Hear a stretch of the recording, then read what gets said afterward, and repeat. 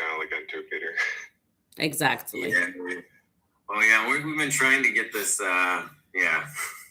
source subject right now, getting all our social media stuff going, and in the process of firing who we hired 4 months ago because it's been crazy. Bad. The guy that we were working with, he left the company, and then it got even worse. And it's fun times. Yep. Perfect. So we are 9:30. Let's introduce ourselves. People who are here. Thank you for coming. Good morning, everyone.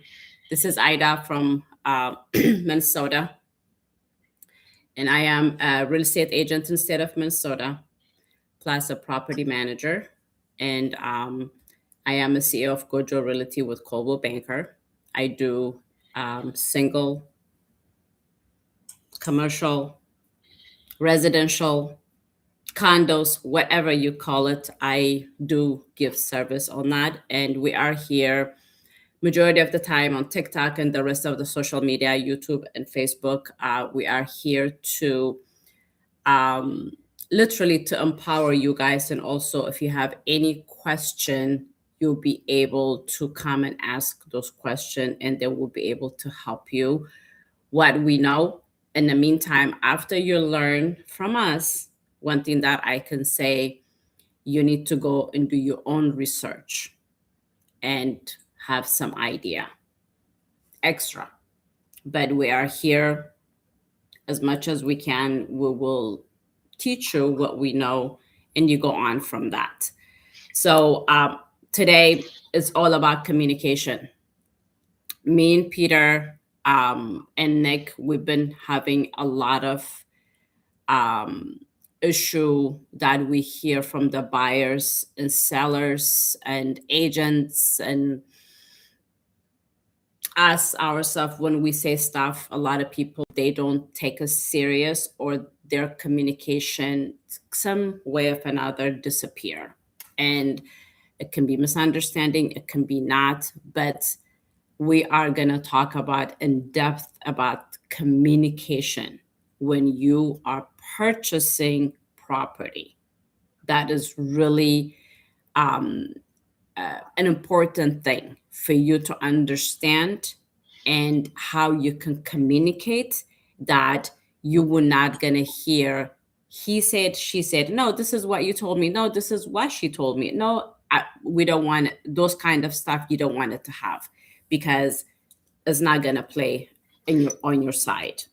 So we're going to talk about that. So I will send the mic to Mr. Nick, because he is the one that was above right there. So.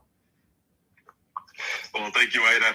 My name is Nick Jerf. I am a mortgage loan originator with Custom Made Mortgages here in the state of Minnesota. I promised everybody watching out of state, there are many beautiful parts of our state, and it's a great state to live in. And, we like to stand up for things, so it's all good. But no, we obviously do mortgages, mostly residential. I know we have some capabilities to do commercial as well. But, any of your mortgage needs in the state of Minnesota, we can take care of. And then obviously always on these TikToks giving free advice to anybody anywhere in the country. And then there are certain products that we can do in other states, but most of our business is centered here in the state of Minnesota. We're going into our 4th year as a company, and this is my 4th year doing this as well. And so I will just kick it over to my business partner and my brother, Peter, and take it away, brother. Yeah. So, and just a quick note about that. We're actually about to enter our 5th year and complete our 4th year. So, even better. But yes, I'm Peter Jerf. I work with Nick, who's my brother, and with Custom Made Mortgages here in Minnesota. As I always remind everybody, this is for educational purposes. These are not quotes or guarantees or anything like that. And if a loan officer ever guarantees you anything, that's a massive red flag, or a realtor. Since we all know those don't exist in the world. We always tell clients, when you get the keys, that's when you know 100% that this is actually going to happen. So, but no, we're happy to have you guys and talk about communication and why it is so important. And I'm excited to be here with Ida and Nick. Yep. So it just stuff that I've been hearing, I've been myself experiencing. And one thing that I can see is, yes, we have in a way of like, language barrier, or might be language error. Regardless, I don't care what kind of issue that we have, we need to ask question. We don't ask question. If we don't ask question, we don't know anything. If we don't know anything, then we're really dumping ourselves in the lake. So I literally have some stories that I can start with, then we will start talking. I have a client that who called me from Texas a couple of weeks ago. Told me that, clients of not mine, it's people that who follows the followers. I put an offer, got accepted. I did my inspection, but I don't know that if my inspection is went through or not. I don't know if the seller are literally willing to work. I don't have no idea. So I'm like, have you talked to your agent? No. So when they called the agent and asked, she told them that, oh, they're not going to do it. So, and when she asked them, how come you didn't tell me? And they told like, well, I already mentioned that to you, but I don't think you have, I don't think, I don't know. Just the communication, it was not good. So then the issue was occurred, and then the loan officer involved, and the loan officer, what he did is he declined the loan because of the process of the roof has an issue. If the roof has an issue, the loan, or if the loan officer knows about it, they're not going to give him the money. They declined it. At least that way she got her earnest money back. That even with fight, they were about to let her to sign a release form. So if the title made you to sign a release form, what's going to happen? Then you are going to be losing your earnest money. So she fought, and then she ended up firing the agent, and she is paused right now because I don't know how those process goes, and the communication kind of gone. And some of you guys are coming and say to me, hey, Ida, the loan officer gave me such and such interest rate, but I'm not getting that. So when the loan officer approve you at the beginning of the time when you get pre-approved, and you come back and you got an offer, got accepted, you're about to lock that loan, your interest rate probably goes up. When that happened, that's not the loan officer's issue, it's the market issue.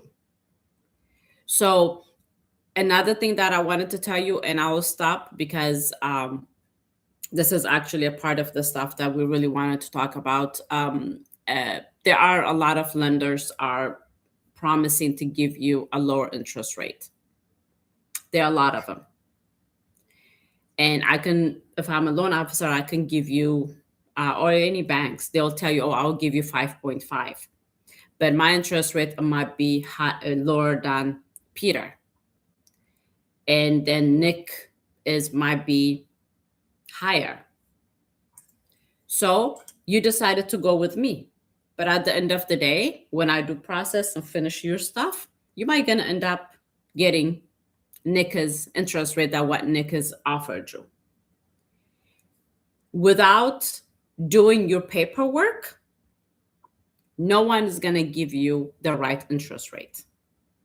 No one. I'm dealing with a client right now in Missouri.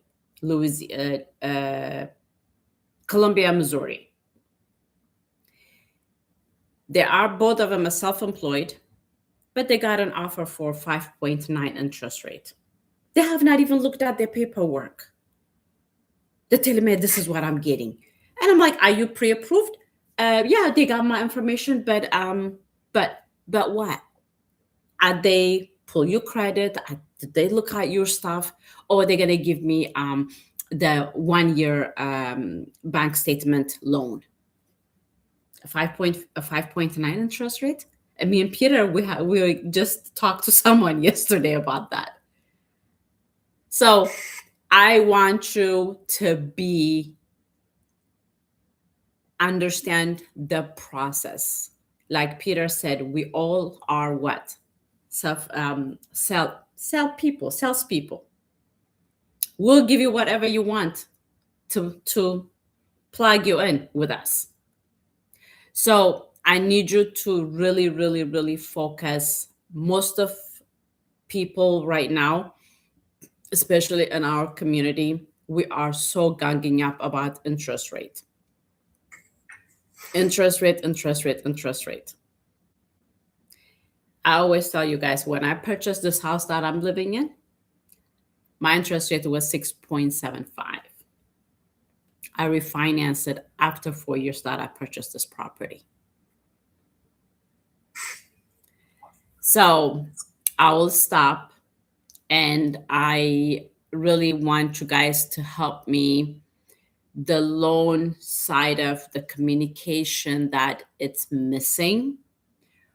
What are the important things that first-time home buyers or people that who even buying or refinancing or getting a line of credit or whatever the case that is, what are the basic information that they need? Then what are the, we'll go step by step. So I will be quiet, and family, while you guys are here, let's stop the screen to go at least, 15, 20,000, blah, blah, blah, blah, blah, blah. And then we go from there. So I'll be quiet and you go ahead. Peter or Nick, take the mic. Yeah, I can go since I'm not muted. And I'll kick it over to you, Nick, in a little bit here. But yeah, as Ida was saying, the whole communication piece, usually people have one of two reactions to it. Either they are like, yes, this is super important. And stereotypically, they say women communicate better and more than men. We tend to be very short and sweet. Or people are like, yeah, it's not a big deal. Who doesn't know how to communicate? We're all adults, right? But I would say, in my opinion, this is one of the most underrated things in the mortgage process. And also if you zoom out in any relationship, humans are relational. There's a lot of science that shows, regardless of what our beliefs are, our principles, things like that, if you took the 10 most important people around you, and let's just say, I'm just going to make up an example so I don't bring up anything that's touchy. Let's say you love the color blue and you hate the color green. And your 10 best friends and family are all around you. If they all start telling you that blue is a horrible color, or talking about it, not necessarily at you, but just as a group, that blue is a horrible color and green is a great color, overwhelmingly, most people, they might not sit there and say, yeah, I hate blue and love green, but at least passively in their mind, they're going to be a lot more open to green being a much better color than they thought originally, or that they believe. And if anybody asks them, usually the worst they'll do is, well, yeah, you make good points. There's some good stuff about the color green and this. All that to say is we are influenced by what's around us. So, because again, we're very relational. So when it comes to communication, a lot of times, especially in the mortgage business or, on the real estate side, if you're buying a home, obviously you want to hear the lowest rate possible. You want to hear the lowest price possible. You want to hear, everything that's going to help yourself. And like Ida just said, we're all salespeople in this industry. Yes, we want to help you. There's a lot of good people in this industry that will help you and will put your best interest at heart. That's a requirement of your loan officer. That's a requirement of your realtor to put your fiduciary. It's our fiduciary responsibility to put your best interest over ours. So if you're going to make a decision, you have two decisions. One of them will make more money. One of them will make less. But if the one that makes less is the one that you just prefer, or it's the one that's better for you, it's our job to support that decision. So, regardless of whatever. So not everybody does that, which is why bringing this up is so key, because there are bad actors, but most of the time I would say it's just miscommunication. I have a client last Friday night text me, and they're in the process. They're closing near the end of February, and she texts me like, hey, and I've been helping them for almost a year now. And she texts me, hey, I thought you said my payment was going to be between $37 and $3,800 for everything. They're buying a new build. And I said, yep. So this is what we talked about. And I sent it to her in a text, and we have a good relationship. We've never had like arguments or anything like that. But now that she found the house, got the paperwork, and she actually signed the paperwork like a week before that. So she must have went back and looked at it. I always tell people, hey, if you have any questions about this, let me know, that kind of thing. But she went back to it. Why is my payment showing like around $3,900 instead of like $3,700, $3,800? So I went and explained it to her and referenced what we talked about in the past and put it very clearly together and said, okay. And she's like, okay, yep, I see. There was one very specific thing that influenced it more than, well, actually two things. The first one, originally she was going to put 5% down. 5% on a house that's over $500,000 is much different than 3%. It's almost double. So once she found the house and everything else, and we were about to send the disclosures, she said, hey, can I get approved for 3%? Because it's kind of, the numbers are a little tight. And I told her originally, let's aim for 5 because we don't know for sure if 3 will work. Well, the credit score went up like 30 points. So that helped quite a bit. It went from like 690 to 720. And income went up a little bit too since the pre-approval. So we're like, yep, 5%, 3% can work. But remember, the payment's going to go up because you have a larger loan amount. And then also the other part of it was because it's a new build, sometimes they have relationships with insurance companies where they can send you really low quotes. The one I know more than anybody is Pulte. They have some deal with, who is it? It's a big like Geico or one of those big insurance companies. And like we just closed one last week with a client. They bought a $630,000 house, and their policy was like $900 for the year for a single family home. You're not going to get that anywhere else. And probably after the first year, it's going to go up pretty significantly. Most other insurance companies were at least double that. So that's what we used for our estimate for home insurance. So it was about $100 a month for her house. Well, she chose to go with her current insurance company because she has all her other policies with them. Sound like a good decision. She got a discount on her car insurance, all these other things. But the home insurance, instead of being $100 a month, is $200 a month. So right away, instead of being from 37 to 38, it went from 38 to 39, simply because the home insurance went up $100 a month. That has nothing to do with the loan. Again, we try to make accurate estimates, but we knew the builder was going to be like, all right, let's estimate, because we know it's going to be pretty cheap. So we went with the lower estimate. Looking at everything again, she's actually going to save more money because her car insurance is dropping, because she has quite a few cars in her family, all under that policy. They're going to be saving $300 a month on car insurance. So to pay another $100 a month in home insurance, she's basically still saving $200, but the home payment has gone up. So that, and then also with the down payment going down, made her payment go up about $150, $175 versus the low end of our estimate. Versus the high end of our estimate, it was less. As soon as I explained that, it seemed like, okay, yep, you're right. Okay, this makes sense. And so, but if we never had those conversations in the beginning, and I just told her, hey, we're going to get you a great payment. It's going to, estimate really low. Like, we're going to get this down like $3,500, this and that. And then it comes in at $3,900. I never explained anything. I never went over any of the details with her. Then she'd probably start to be like, is Peter like messing with me? Did he just give me best case scenario? Like, because you don't have that information. Yep. So I always tell people vet things independently. That's what I do. I think a lot of us say we have trust issues, so to speak. I don't trust salespeople. So if they tell me something, I want to double check what they told me. And also, if they have a conversation with me today, and especially in this process where it's longer, sometimes months, sometimes years, I'm going to be like, all right, Ida and I had this conversation 6 months ago, and she told me this, and now she's telling me this. Why did she tell me 6 months ago this was going to be, a 5, and now it's a 7? Why did that number change? And when she explains it to me, if I'm remembering, I can go back, oh yeah, she did tell me this. Like interest rates. She did tell me interest rates change all the time. Until we're locked, it could go up, it could go down. Nobody knows where that's going to go. And just for general knowledge, loan officers have zero control over interest rates. Good morning.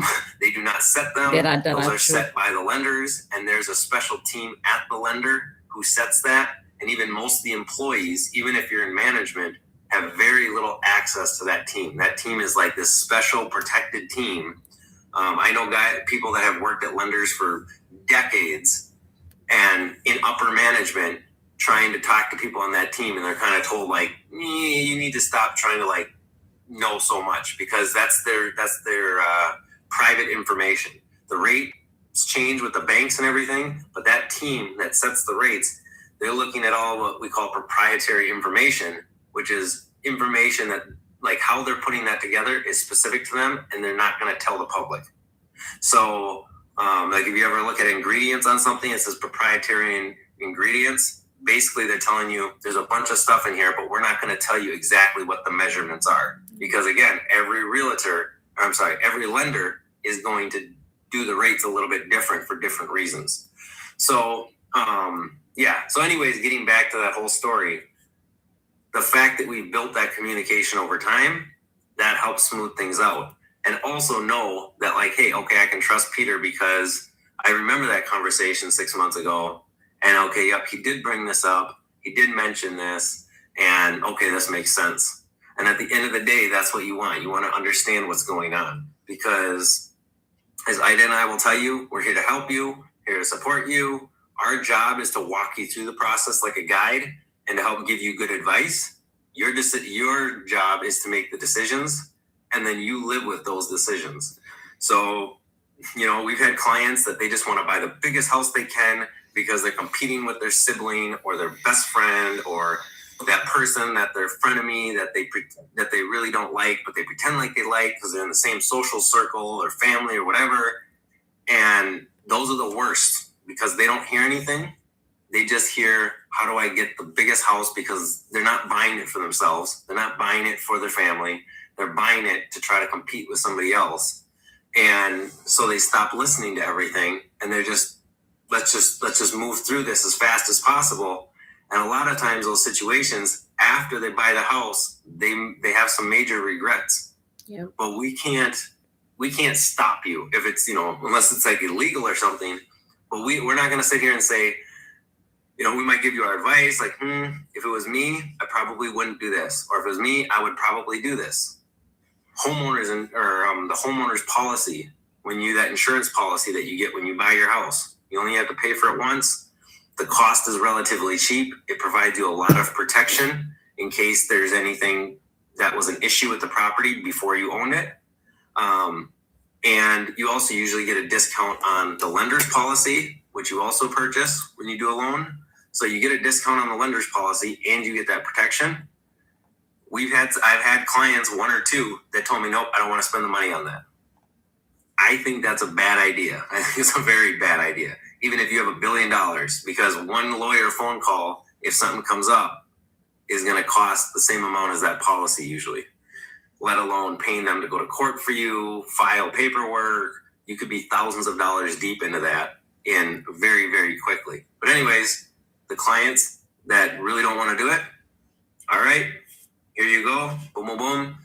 We make sure we note it very clearly and try to get written communication from them saying, no, I don't want this. So that way down the road, they can't come back and say, hey, Peter told me not to do this. But again, it's that communication piece, the education piece, just like this policy. I'm going to explain this to you. IDA can explain it to you. The title company can explain it to you. But at the end of the day, it's your decision. Same thing with the house you buy, the purchase price, the location, everything else. And getting again back to this whole theme of communication, ask questions. Because I always tell people it's priorities. And IDA will tell you that too. You could have two people with identical incomes, debt, credit score, pretty much across the board. They could be twins, the same genetics, everything. And the right decision for one of them might be a horrible decision for the other one based off of those priorities.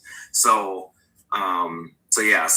that's the biggest thing I'll say about that. And I'll let Nick say some more, but yeah, communicate, ask questions. And if something doesn't make sense, ask us to explain it.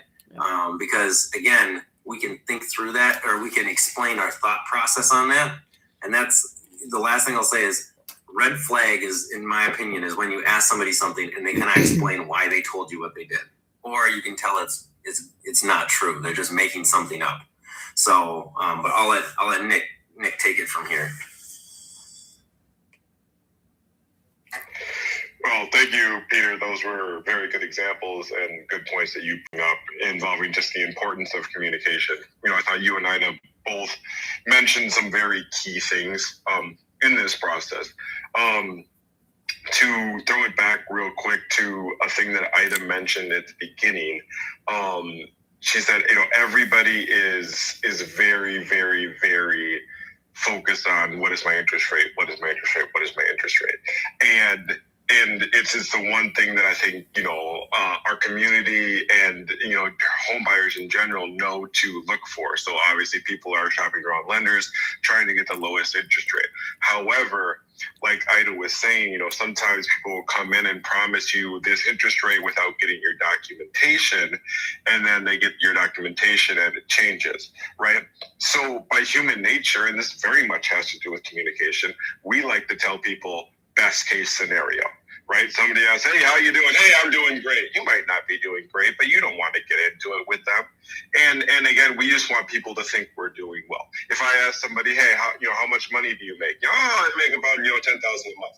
It might be 7,000, but by nature, we want people to think better of us.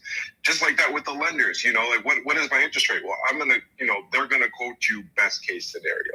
Well, if you're a first time home buyer, and if you make, a certain amount of money, but not too much and not too little, you could qualify for this rate if you buy points. You know what I'm saying? Like, there are people that are going to quote you best case scenario. There are people that are going to tell you best case scenario. We run into it all the time where people don't tell us certain things about their financial history because they think, if I don't say anything, maybe it won't pop up.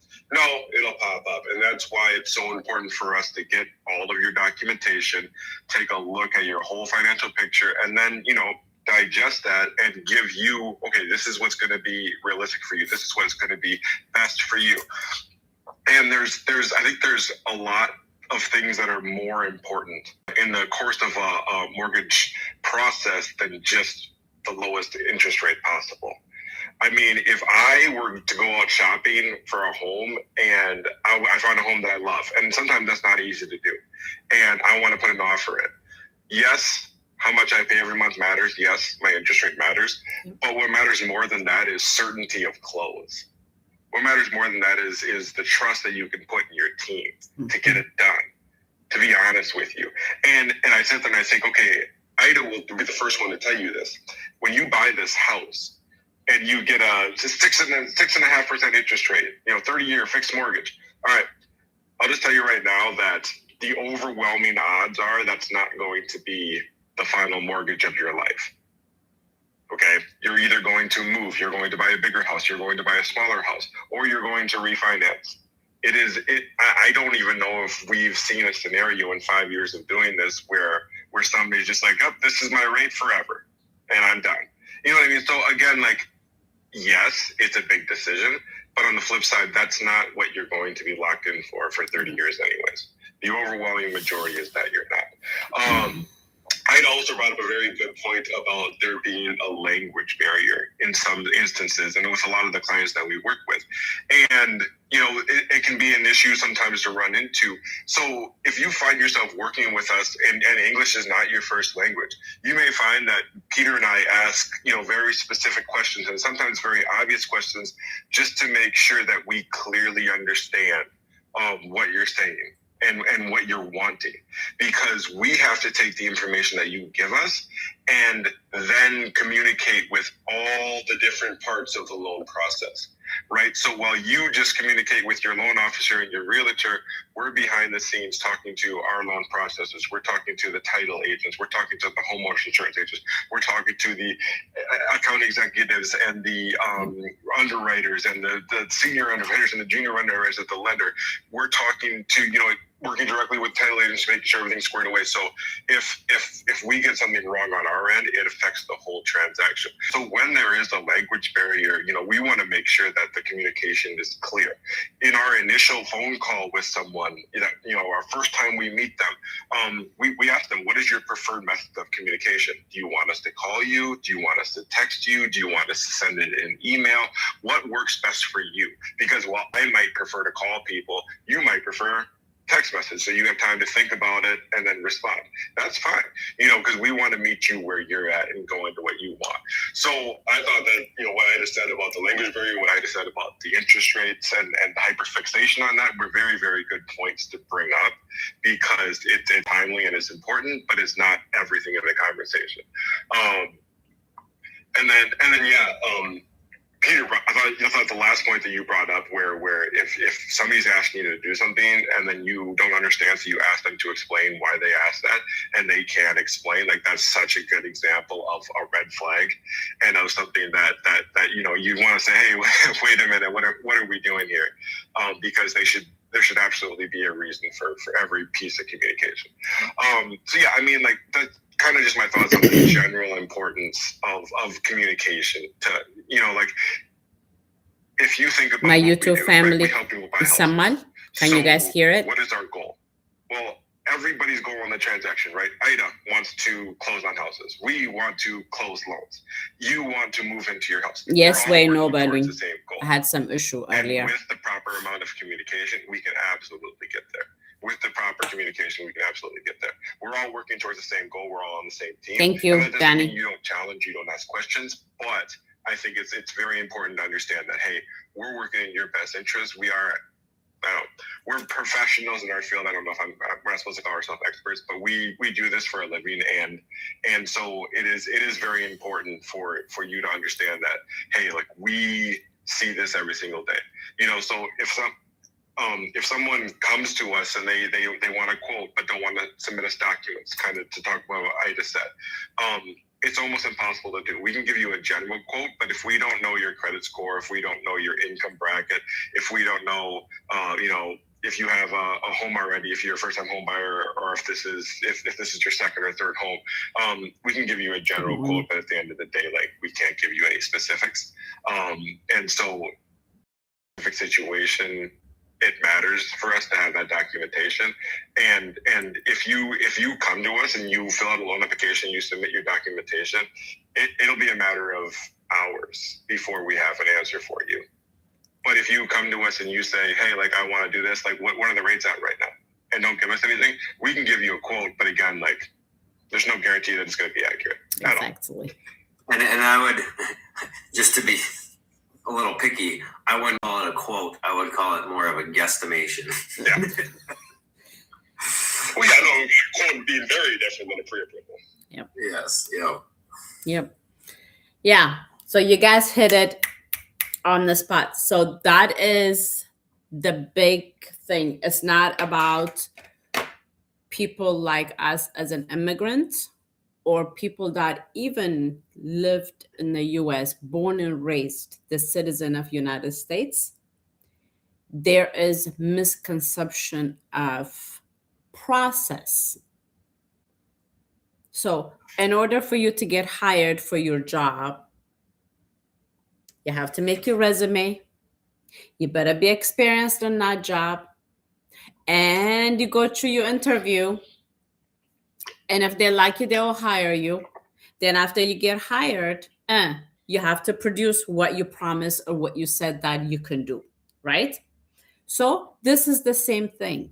When you're trying to purchase a property, any kind of investment, there is a process.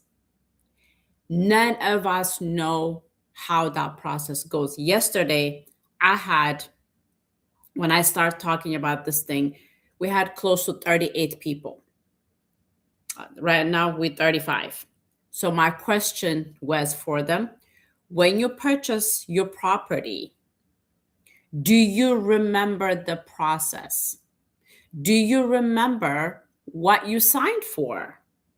Do you remember from what stage to what stage you went? And I'm going to ask you guys here too. If you remember the process in depth, I need you to write 1. If you don't remember, you just did it because that's the process, write me 2. And I'll tell you what are the results that I got yesterday. So there's 30 of you guys. Me too. And one thing I'll jump in and say while they type their responses and hopefully engage with us in the chat here is, there's a lot of people that are very rate sensitive. You know what I mean? And a lot of people don't understand. Like if you look at I'm comparing 2 lenders. One of them is at 6,125. One of them is at 5,999. And it's a $500,000 loan. The difference in your monthly payment between those 2 rates is going to be maybe $40. And so, not that $40 doesn't matter, but it shouldn't be the make or break. If you have someone that you know and trust and has been recommended to you, and they have a slightly higher rate than somebody who says they can get you a great rate, but you don't know anything about them or trust them, you just have to take their word for it. I would go with the one that I trust because, for me, $40 a month in savings isn't worth risking my entire loan process. Yeah, so I was number 1. And I think Peter was number 1. And how about the rest of you guys? There's 40 of you guys. Can I say it in Amharic for you guys? So ቤት ስትገዙ ፕሮሰሱን የምታስታውሱት ሰዎች አላችሁ ወይ? የምታስታውሱት ከሆነ ሁለት ጻፉ። የማታስታውሱ ከሆነ አንዳንድ ጻፉ። እኔ I'm number 1. So while we're talking, you can have those answers. So yesterday, not at all. Okay, perfect. Not at all is like 1 or 2. TK. Tap እያደረጋችሁ ስክሪኑን ለሶ 25,000 ንግባ 25,000. Let's tap the screen. TikTok people. Let's go. We've been on for almost an hour. Let's tap the screen. Definitely 1. Perfect. Yeah. So the result, it's okay. This is we just doing an hour exercise, by the way. So the reason that we say this thing, because we don't have no idea. Our plan is what? We wanted to buy our house. We wanted to get our property. We wanted to have our kids that we can raise. We can put them in a good school. It can be close to my job. Whatever the case that is. We wanted to buy a house. We purchased it, but we don't have no clue about the process. So the process, for me, to be honest, I don't remember when I purchased my first house, what I signed for. Even when I purchased my house here, when I purchased this particular house, the only thing that I was focused on, my mortgage to be approved, because I have a multiple property in a different state. So because of that, I was trying to see okay, how are we going to pay that mortgage if those people does not pay? So those are the focus. And I focused on my disclosure. So the process is a lot. Someone here, Daniel, said on my YouTube account, he said it took him 3 months, the process. 3 months. A lot of people will take us 6 months, a year, and that's normal because you don't know. So that's why we always say, if you're planning to purchase a property 2026, start it now, today.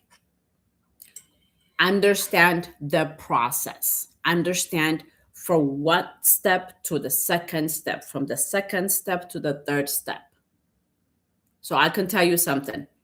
Last week, Saturday, I gave a first-time homebuyer seminar. We had close to 17 people. Every one of those people have a different reason why they wanted to buy. Some of them cannot afford it. So because of that, they're looking for a cosigner.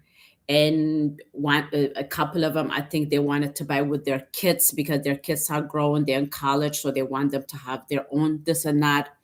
I'm like, some of them, they don't even have a credit. Everybody scared you guys not to open a credit card to build your credit. Some of them, they don't even have a credit, but they lived in this country over 20 years. So every one of us, we have something that we have to work on. So that's the process. And then once you're ready to purchase, then you have your loan process, then you have the real estate process, then you have your title process, then you have your insurance, you have this. So I don't want you guys to be overwhelmed. We want you to understand step by step which process that you need to take and which process that you let your lender to do and which process that you're going to allow me to do as an agent and your title people and your insurance people and might be homeowner association as well. So there is a lot of processing. So the process, it will make sense. Like a Lego, when you play Legos or puzzles, you put them together. This is how it is. By the time you finish that puzzles, you get your house. Then after you purchase this house, you have the process, how to pay your bills and how you can pay those bills, the 30 days, how you can shrink it to 25, 26 years instead of 30 years. What is the refinancing? So before you purchase the property, you talk about refinancing. I'm like, we cannot talk about it. Finish one thing at a time. So thank you for people that who tap in the screen. Tap the screen means some of you guys are DM me. You keep telling us to tap the screen. What does that mean? Tap means you see this beautiful forehead, just hit it. I won't get bleeded today. Today is Wednesday. You see my East African forehead? Just get it done. Just hit it like you tap the screen. Okay?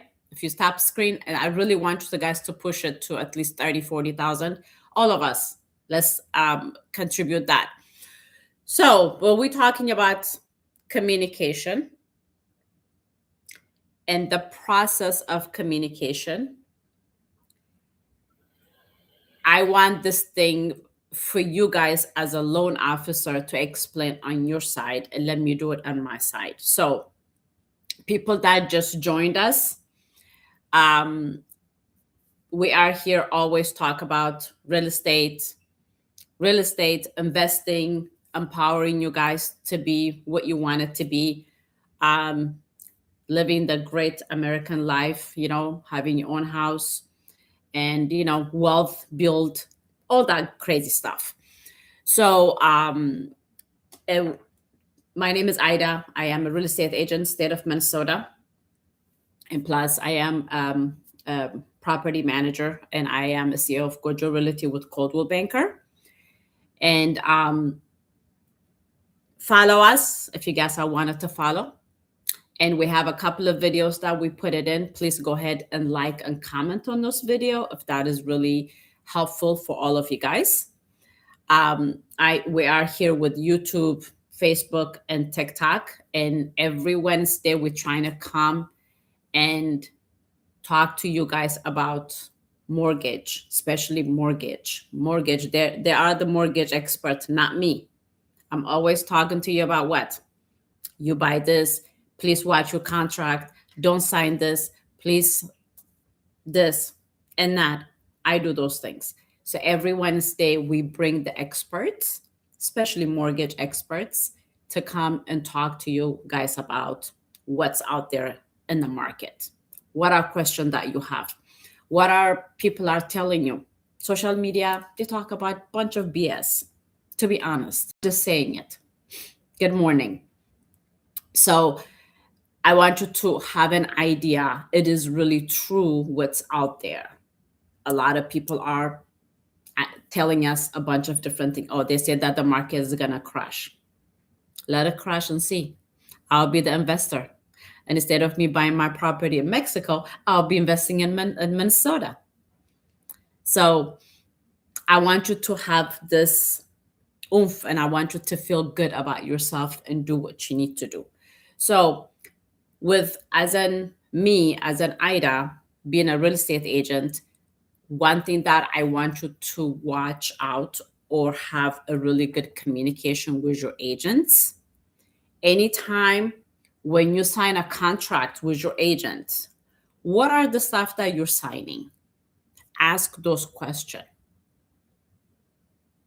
Ask those questions.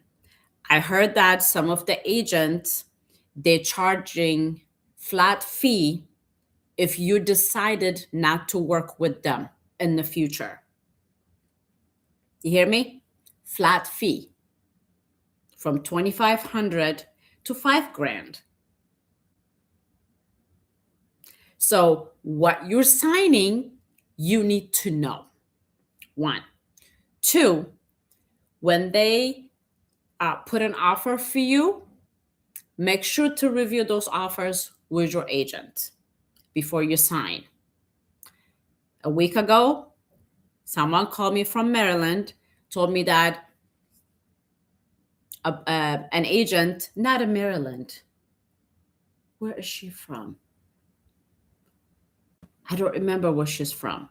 But she mentioned that to me when they put an offer, the agent declined an inspection for them. And they signed. And she was ready to set up an appointment to do an inspection. They were like, oh, we already denied the inspection because we have a multiple offer. Who made that decision? Me making a decision for Peter when he purchased a property? No way. I helped Peter purchasing his property. We went through every single thing on the offer. You need to review your purchase agreement with your agent. Do not just sign it just because we sent it to you. So this lady, she have to purchase that property because the property has a bunch of issues that she told me. But they accept the offer. So that contingency already removed. So I'll stop. I need you, please, to sign at the stuff. Me and Peter, we have a client. She'll probably be here. I love her and I adore her. She's like an amazing person to me. Whenever Peter sent her information, she will call him. Oh, Ida told me that not to sign any of the paperwork. What is this, Peter? So they put my name on it. I don't care. I can be your necklace. You put me. That is something that I want you to do. Ask a question. If you don't understand, if you don't get it, even if you think you got it, you need a clarification, ask those questions. If you don't ask, you don't learn. That's what I say to my kids. If you don't ask, you don't learn. My kids, they have exactly the same as Abishai and Lunta. They're just quiet. They go by the flow. I told them you need to ask. It might be their age, but they just have those Yulunta stuff. No, and they're born and raised in the US. One thing I can tell you, if you don't ask, you don't learn. So I'll be quiet. Tap the screen. Let me not say tap the screen, please. Let's get to 45 to 50 and let's move on. Okay. I'll send to the mic. What are the communication processes that you guys are really have an issue that you see with the clients and with our people? Because we work, most of my clients are people that who is from Ethiopia or people that who looks like me. If I got my Caucasian, I can take you anytime. But at this point, that's who I am helping. So what are something that you guys are seeing that how we can help, or what kind of stuff that they should consider to ask, and it is okay for them to do that? And I'll be quiet. Yeah, so to answer your question about what to ask, first I just want to back up for a second, and I might have told the story on here before, but my grandpa on my mom's side, so my mom's dad, my understanding is he never got like certified as a true engineer, but one thing he always did, and anybody that knew him before he passed away a few years ago would tell you he was an extremely smart guy. He's that kind of guy that will look at something and he could build anything.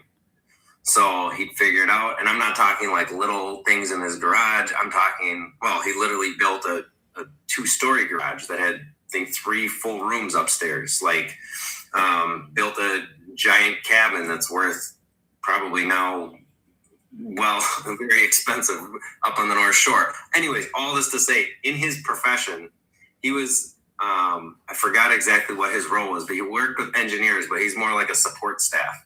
So if you think about like healthcare, like a PCA instead of an actual nurse, or an aide instead of a doctor, or something like that. But he asked so many questions that he ended up getting recruited by people that he used to work at a really big company. They went and started their own. They were very successful, and they were like, you have to come with us. And he was basically treated as an engineer. And that's basically what his role was, even though he did not have the formal certification. But you asked him how he got there, how he figured this stuff out. It was because he always said, ask questions, ask questions. Who cares if I look stupid for a minute? Because if I learn this, especially like in our situation, you're talking to Ida, you're talking to me. It's not like you're going to TikTok and everybody you know is watching you, or you're sitting around all your coworkers and you might look dumb. It's just us. So ask the question. Who cares if I think you're stupid, or you're a loan officer, you're a realtor, whatever. And we wouldn't. We encourage that. There are no dumb questions. But even if, don't care about that, because that's going to be gone. And if you think for us about, because we've all had those moments where we still push through, but we felt like, oh, I might look dumb if I do this. Maybe we did it, maybe we didn't. But think back in your life, how many of those moments now in the future you think back on and you think about again? You don't. You forgot it 99% of the time, because only in that moment was it awkward. But if you decide to ignore the awkward feeling and focus on the goal, that's how you get there. Because again, this stuff is very important. Most people, this is the biggest financial decision of your life when you purchase a home. And do you, 5 years down the road, do you want to be like, oh man, I really regret not asking those questions because I didn't want to look stupid in a moment in front of Ida?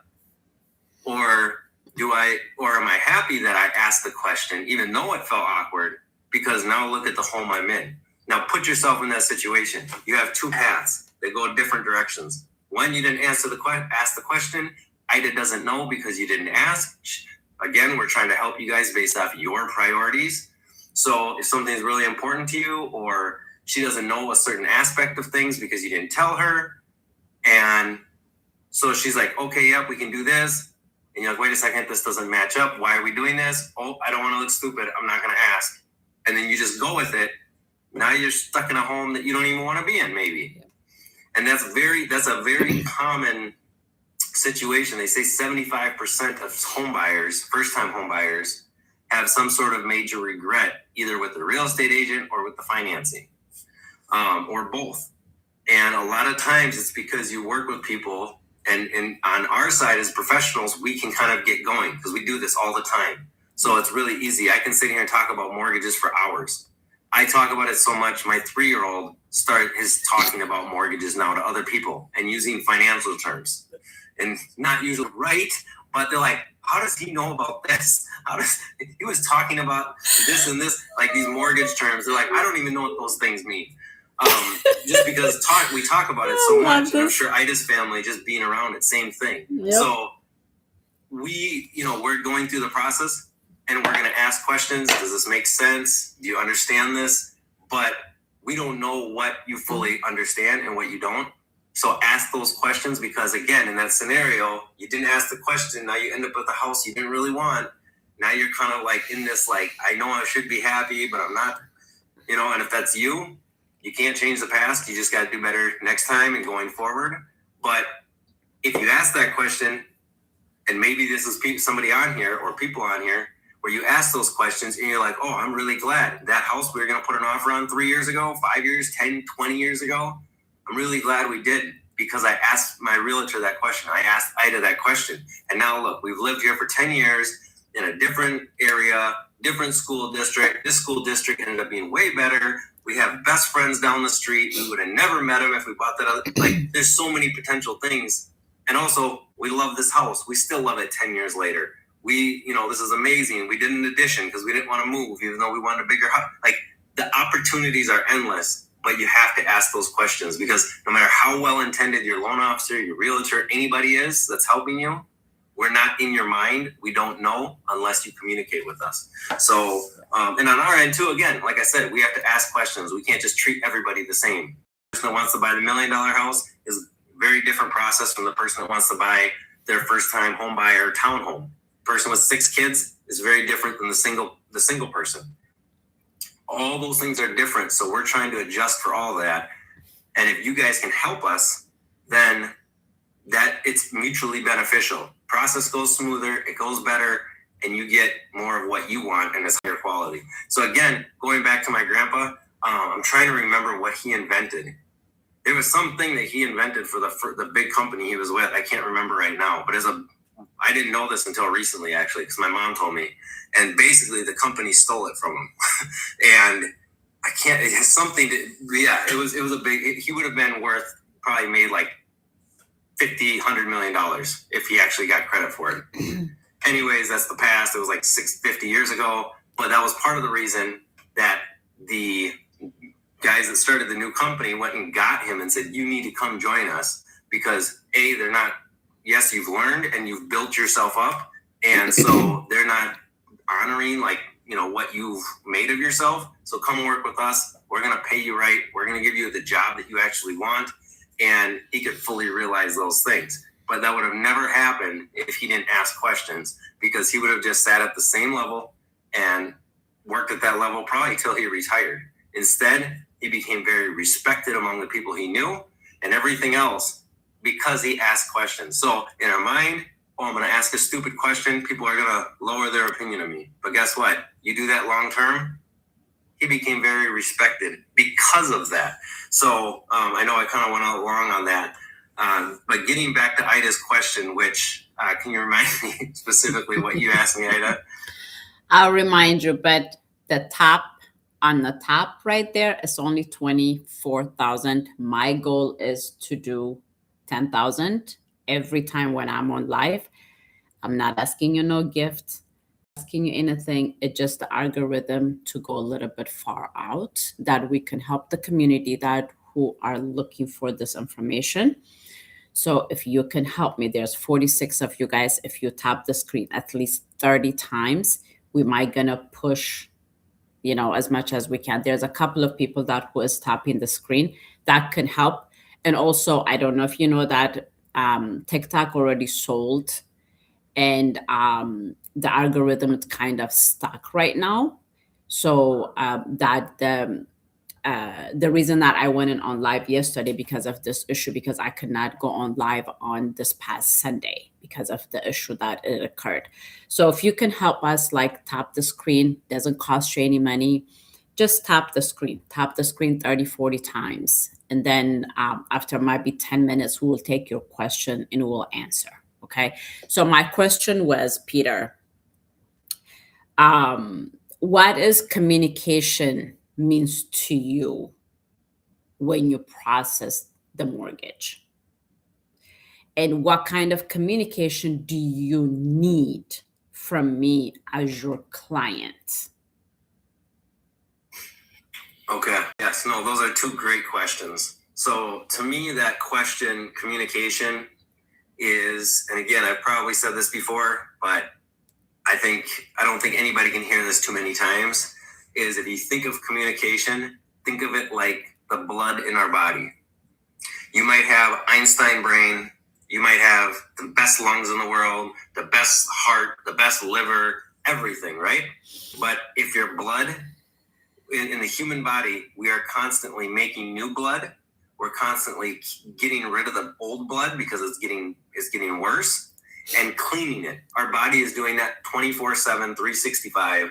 And if there's ever an issue with that, we have major health problems. And sepsis is when we basically get poison in our blood. And if you don't get that fixed very quickly, you will die from it. Doesn't matter. Smartest person who's ever lived, you got an IQ of 350, you're a super genius, you have bad blood, it all goes south. So to me, good communication is, well, and the other part of that too is, like I said, it's constantly making new blood and getting rid of the bad stuff. Communication, it needs to be good, high quality, like it's clean blood. It needs to circulate between the brain, the lungs, the heart, everything. And it needs to constantly be renewed. So when it comes to like the mortgage process, for instance, when we have that first conversation, I like to ask a lot of questions. Now, it's not about me, it's about you. You're paying us for a service. We're not a nonprofit that's giving away free service. So if you don't seem like you want to answer all these questions and you're like, hey, I just want to get this going, I'm not going to keep going through all these different questions with you because I'm not trying to upset you. I'm not trying, if that's not what you want, okay. But if you're shooting down the questions and you're not really answering them and acting, either saying or acting like, why are you asking me all this? Let's just go. Okay, we'll do that. But don't come back to me later and then be like, why didn't you explain this? Why didn't you talk about this? Well, you didn't. I can't make you food if you don't want to, and then come back later and tell me, oh, I'm hungry. Like, I'm trying to give it to you, but this is a two-way street. So both of us have to be committed. Both of us have to pay attention. Even when we talk, if I'm talking to you on the phone and I'm like playing video games or I'm reading or doing something else, are you going to want to work with me? And it's the same thing for yourself. Yes, you can do 9 different things, and I know life is busy. You got kids, job, everything. But I'd say try to focus on when we're talking about these things. Because I've had many conversations with people where I explain over, multiple times, multiple different ways, and they come back later and they're like, we never talked about this. We never talked about this. I would remember. Well, I can tell you, at least in some of those instances, I could tell that they're distracted. Because when I'm talking to them,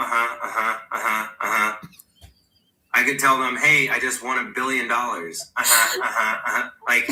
okay, I can tell you're not listening to me right now. Mm-hmm. So, but again, I'm not going to be rude and be like, hey, you need to listen to me. I'm not your boss. I'm not your dad.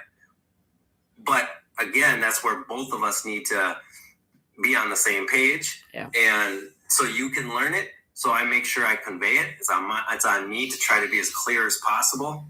And if you've ever worked with me, I try to end every conversation with, does everything make sense? And do you have any questions?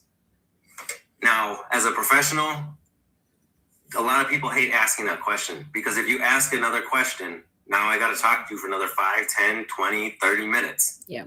So people try to avoid that. Me though, I look at it long term and say, let's answer these questions now, because the longer we work together, the more trust we can build. And the more you can see like, okay, yes, this is the same thing Peter told me 3 months ago, 3 weeks ago, 3 days ago, 3 hours ago. The context may have changed. Some of the information may have changed because other things changed. I went from a townhouse to a single family house or something else, but this all makes sense. And to look at this from a very different angle that a lot of times doesn't get brought up, this is also how it works with the banks and the lenders when you take out a loan. If you're trying to take out a loan from them, a big part of the credit report is looking at your credit history. Do you pay back people? Do you reward the trust that other lenders, whether it's credit cards, car loans, personal loans, whatever it is, do you reward that trust by paying on time and by honoring your commitments?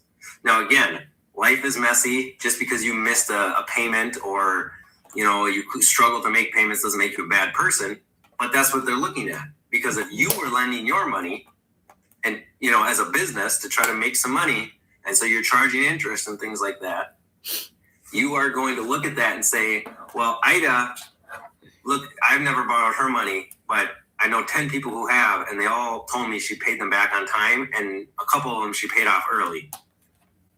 All right, I have no concern. I like Ida. I've talked to her. I trust her. She seems like she knows what she's doing. She's on top of it. Yeah, I want to lend money. If I'm going to lend out money, Ida is the type of person I want to lend to. Now, if Joe over here comes and says, hey, I want a loan, I'm trying to talk to him about it. Yeah. Well, just let's do it. Okay, first off, that's a red flag because you don't even know what I'm telling you. Interest rate could be 20% and you didn't even take the time to think about it. So that is more like a soft red flag. But if I talk to 10 people and they all say, man, Joe never pays back. Joe's owed me money for years. Oh man, he pays me back, but I always got to bug him. He's always late. He's never paying me the right amount. He's forgetting over and over and over again. I'm be like, all right, Ida, do you want more money? Instead of this much, how about we double it? And instead of giving it to Joe, I give it to you because I'm worried Joe's going to be a headache.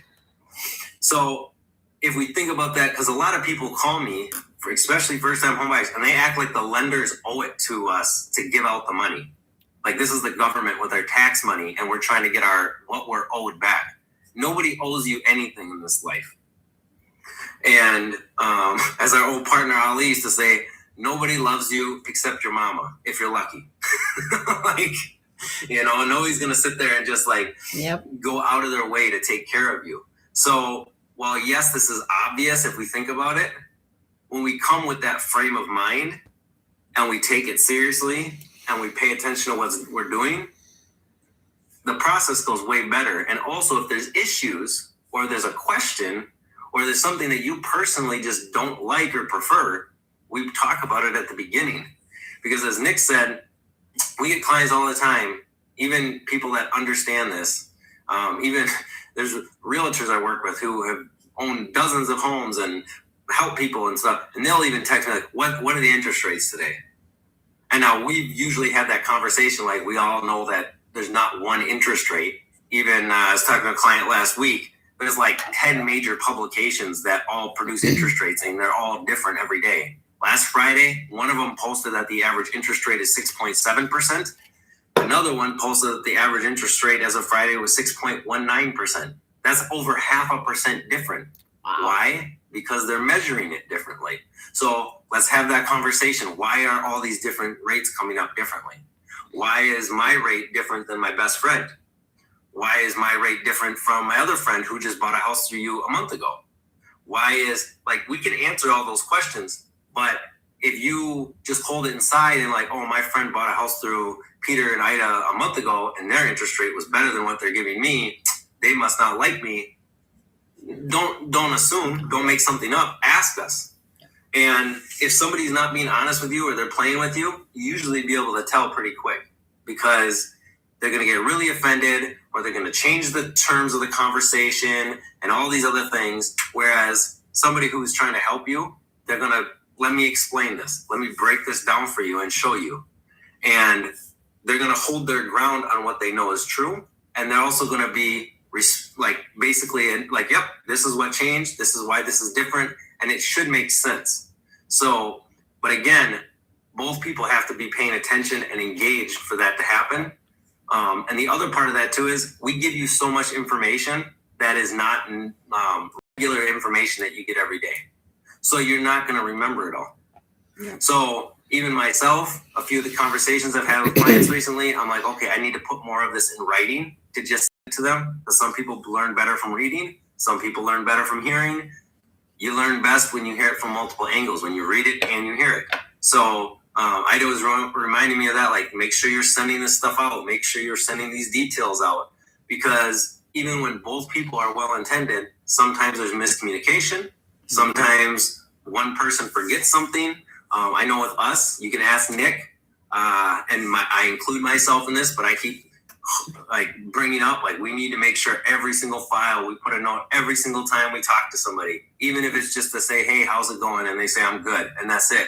Still put a note on their file. That's why we have a CRM. Yep. That is something that will back you up. The time and the date, you're done, you're set. Yep. And then we can go back and say, well, on December 17th at 3:05 p.m., I put a note in my system that we talked about this. Do you remember that? And you might be like, oh, you're right. I forgot about that, but you're right. That day I was at work or I was at home because I called in sick because I wasn't feeling well. And we talked. Oh, shoot, I totally forgot about that. So There's a lot of things. But again, when everybody's involved in this and fully committed to it, that's, in my opinion, good communication. To get to the second question I was asking about, what to communicate. First of all, the questions we ask are meant to help induce answers about the most important information in the process. Yeah. So we're trying to ask you one question that people always kind of look at me funny or kind of act weird. I ask them, how long do you plan to live there? Now, sometimes you don't know that. Nobody knows where they're going to be in 5 years. There's a lot of stuff 5 years ago I thought would be true today that aren't. There's a lot of things I didn't think would be true that are. It's the world we're in. But you still have plans. You still kind of plan things out. One of the reasons we ask that question is sometimes the type of financing can be different. Sometimes the way we're going to finance it will be different. Sometimes you're not planning on telling us that, hey, I'm planning to buy investment properties too. And maybe that doesn't have to do with this, so I'm not going to tell them. Well, if we know you're going to plan to buy 5 properties in the next 10 years, we might help you come up with a much different financial plan than somebody who plans to buy a house and live there for the next 10 years, and that's it. If you're planning to get married or you're planning to have kids soon, we might bring that up. I have other realtors that I work with that one of them calls me about every 6 months. And they bought their house a couple years ago through another realtor. Not a bad realtor, but I'd say not as good as Ida and many of the other, realtors that are really on top of it. And they bought a house that was already a little small for them. Now, usually as a finance, I'm not going to ask you, is the house the right size? That's on a real estate agent. And I'm going to stay in my lane because you should also, a part of this communication, I forgot to mention at the beginning, yes, you can hear from multiple people, but have one main person. If you go on a trip and you hire 4 different guides and they all say, we're going to go up a mountain a different way, you can't do that. So, that's a whole nother thing we can talk about in a minute, but getting information from other people, everybody's using ChatGPT, Grok, all those different AI systems. Great. Do your research on there, but then ask us those questions, but ask us in a way so that we can learn together, we can teach, not in a way like, I gotcha, because I talk to clients all the time that they mix up terms too. They take a conventional aspect and they apply it to an FHA loan. And why is my loan like this? I'm like, well, and I'm confused. I'm like, why are we talking, what's going on? Then once I finally get all the information, I'm like, that's for an FHA loan. That's not going to apply. Or that's for a conventional loan. We have an FHA loan. So this whole thing is, again, at least have enough trust and work with somebody like Nick was saying earlier, that you have some of that trust and then build it. every conversation is a little bit of information exchange where you build that trust. And again, too, thinking back, okay, a month ago I talked to Peter about this. Yep, I can tell he's like being straight up with me because yes, while the information changed, he explained to me why it changed. He didn't just tell me, oh, Good morning. Your interest rate went up or your interest rate went down. Looked at the market. He told me, hey, you can go look at this app and it'll show you the rates. We have a client right now that last week the rates went up a little bit. Talked to her about it. Just let her know, like, hey, what's up? Talked to her a few days later. She's like, oh yeah, yep, I see this day it went up. This day it went down a little bit. She knew the rate movement day to day before I even said it to her because she's watching it. Yep. That's great. You can go ahead and do that. And that what that does is the more knowledgeable you become, the deeper our conversations can be. Because if you, just like anything that you're into, whether it's a hobby or it's just a topic you know a lot about or religion or whatever, if you're, really into football and you talk to somebody who doesn't know anything about football, you're going to have a very surface level conversation. And over time, yes, you learn more. But if you are learning and educating and listening to what we're saying, and you ask us to, you can always ask us like, hey, can you give me more information on this? Hey, where can I learn more about this? Hey, where can I go read more about this? You have videos? Do you, any of that stuff? We'll send that to you because then we can have that deeper conversation. Because if you're really into football and your best friend is too, or even somebody you've never met, but they're really into football, you guys can sit there and talk about it for hours and strategies and all these like very complex aspects. So when it comes to one of the biggest financial decisions of your life, while yes, you're not doing it all the time, you're going to do it. You might sit for 10 years, do it again, but you might also sit for 6 months and then want to refinance if the rate dropped a lot or something. But it's worth it to invest in it and learn it because it could influence how much debt you pay. It could influence the quality of your life. One thing that clients will say to us a lot is, I don't want to be house poor. I don't want to have to work overtime every single week just to make my payment. That's key information. That's a good way to look at it, in my opinion. Yeah. Some people, they want the biggest house possible and they want to work 90 hours a week to afford it. That's also your choice. Everybody's different. I used to work with a guy who's about 50 years old, never worked overtime a day in his life. But every day he was home at 4:30, 4:45 with his family. And he's like, nope, it's fine. I don't need anything fancy. I want to be home with my family every single day. I want a low stress job. Yep. He's not making anything special. His income is not super high, but his priorities is outside of that whole like, hey, I want to make as much money as possible. I'm not no, he's like, I'm going to go do my job. I'm going to do it well. And I'm going to go home every single day and be home before 5 and see my family. And that is more important to me than making $200,000 a year. And that's what he did. And that is when you win at life. And that's when you will win in the mortgage process. That's when you'll win in real estate, is if you do it based off your priorities, use your resources. And the second part of her question, provide the information that you think you need to and answer the questions that we ask. And through that process, we'll probably figure out other questions that we need to address. But then we can answer that for you. So when you close on the house, you feel confident that you made a good decision. Because nothing is worse than making a big decision that, yes, big regrets are a thing, but a lot of times just sitting in that like, I don't know, don't do that. Ask the questions, learn the information, communicate with us, let's work together. And then you can be very confident in the decisions you make. And then that'll also allow you to focus on the next decision coming up in your life. Whether it's today, tomorrow, next week, next month, you'll be able to be fully focused on now that thing instead of thinking back to all your regrets and then not paying attention to what you're doing.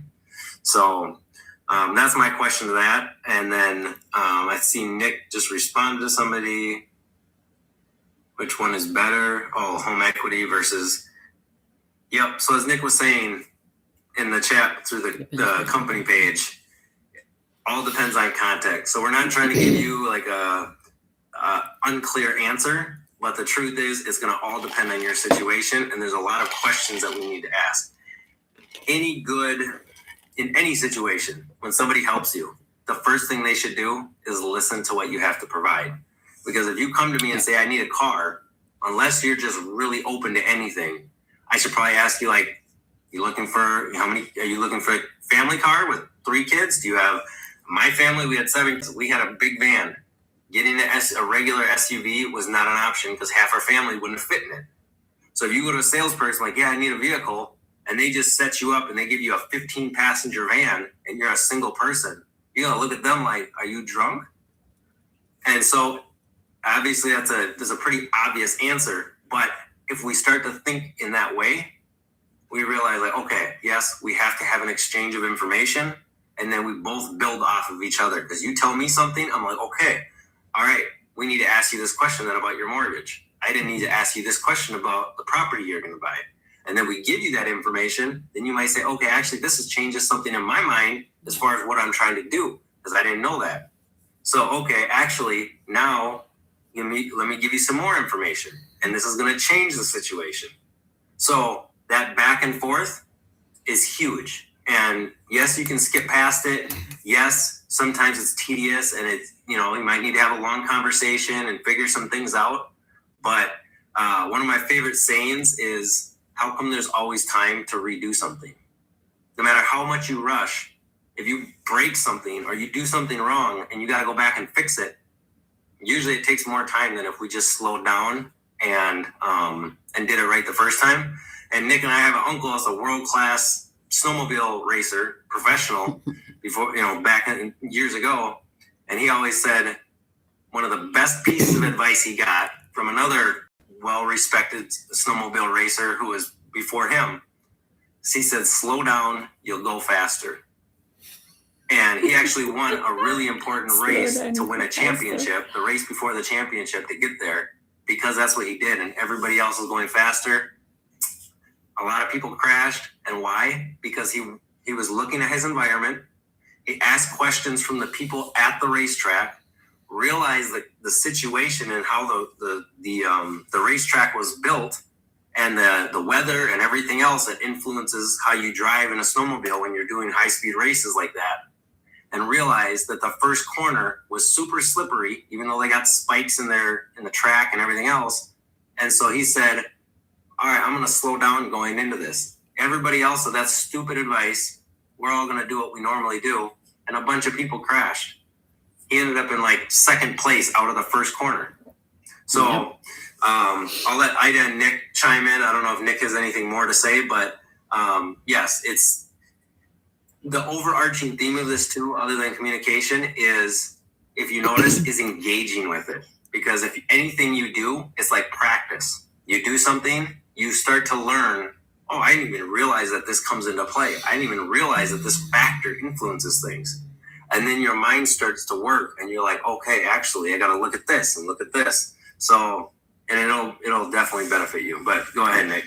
Yeah, no, I do have something to say, but Ida, do you want to jump in and remind people to tap the screen before I talk? Yes, please. There's a number of you guys are here. I would like you guys to tap the screen, please. At least let's push it to 50,000. At least we can go halfway. Then if we stay a little bit longer, we can push that. And also, I want you guys to be ready for a questionnaire. There's a couple of people who were on the site earlier. If you guys only have a question about what we're talking about, any about real estate, I keep getting people coming to promote their business. Today is not a promotion day. Today is learn and have a coffee or have a tea day. So we are here to learn how to process the process of loan or real estate, whatever the case that is. So let's tap the screen. It was a couple of times it is stuck, and I have to even myself tapping the screen. And I know Nick been tapping the screen, and Lily is tapping the screen, and there's only 3 of us. So you guys are sitting and scooping some information here. And it would be nice if you guys can contribute to your free contribution to the team who is here in the morning coming and giving you guys some information. So from whom all you guys, good morning. Hi. Hope everybody's safe. In a lot of states, there is a snow out there. I'm going to send out my AI video about snow this morning after we finish. I'm using a lot of AI. She is my twin sister. Her name is Ida the Second. So, I want you to meet her. She is like my twin sister. I'm using a lot of AI. So if you don't see some of my marketing, she does not look like me, she's my twin sister. She's my AI of Ida. So she is Ida the Second, to just meet her. Beside that, let's stop the screen. I know we were joking a little bit, but have a question about anything about real estate, anything about of those, you guys are welcome to come after I think Nick talked. But let's hit the screen as much as you can, and let's push it to 50. Then we can go from there. All right, thanks, Ida. Well, the first question that Ida asked for those of you that may have forgotten or just joined is, what does communication mean to me? And so we all relate things to our life experiences. For me, I spent over a decade coaching high school basketball. I spent over a decade coaching high school girls basketball. And while women are the superior gender when it comes to communication, sometimes they don't like to communicate when it comes to sports. And I have an example that I love to do.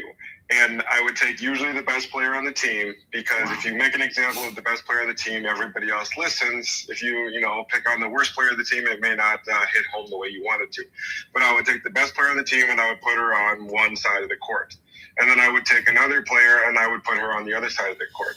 And then I would go and I would whisper in that best player's ear. And I would say, hey, I want you to get your teammate to do this. I want you to make her jump up and down. I want you to make her pass you the ball. I want you to make her do a push-up. But without talking, right? So she could stand there and stare at her all day. She could even do hand movements, but you're never going to get the person to do what you want to do without communication. And my whole point was, on defense, we have to communicate. We have to talk to each other. There is going to be other players. There is going to be crowd noise. There is going to be referees. And if we don't talk to each other clearly and loudly, we're not going to be good defensively. And basketball is a different sport than football, than American football, where you have a huge field, where you have 22 players on the field. There's 5 players on each team, and it's a very small court. Things happen very, very quickly, and if one person doesn't do their job, you're going to give up points. It is very unforgiving. There's not a lot of room for error. We have to communicate with each other. It is no different in the mortgage industry. If we don't communicate to each other, if I don't tell Ida, hey, you got to do this, she's not going to do it. If Ida doesn't tell me, Nick, I need that pre-approval letter, we're trying to put an offer, we're not going to get that offer in. You know what I mean? But again, I'm never going to read Ida's mind across the state and know that she needs an offer letter. She has to communicate with me. Much the same with the relationship with me and my client.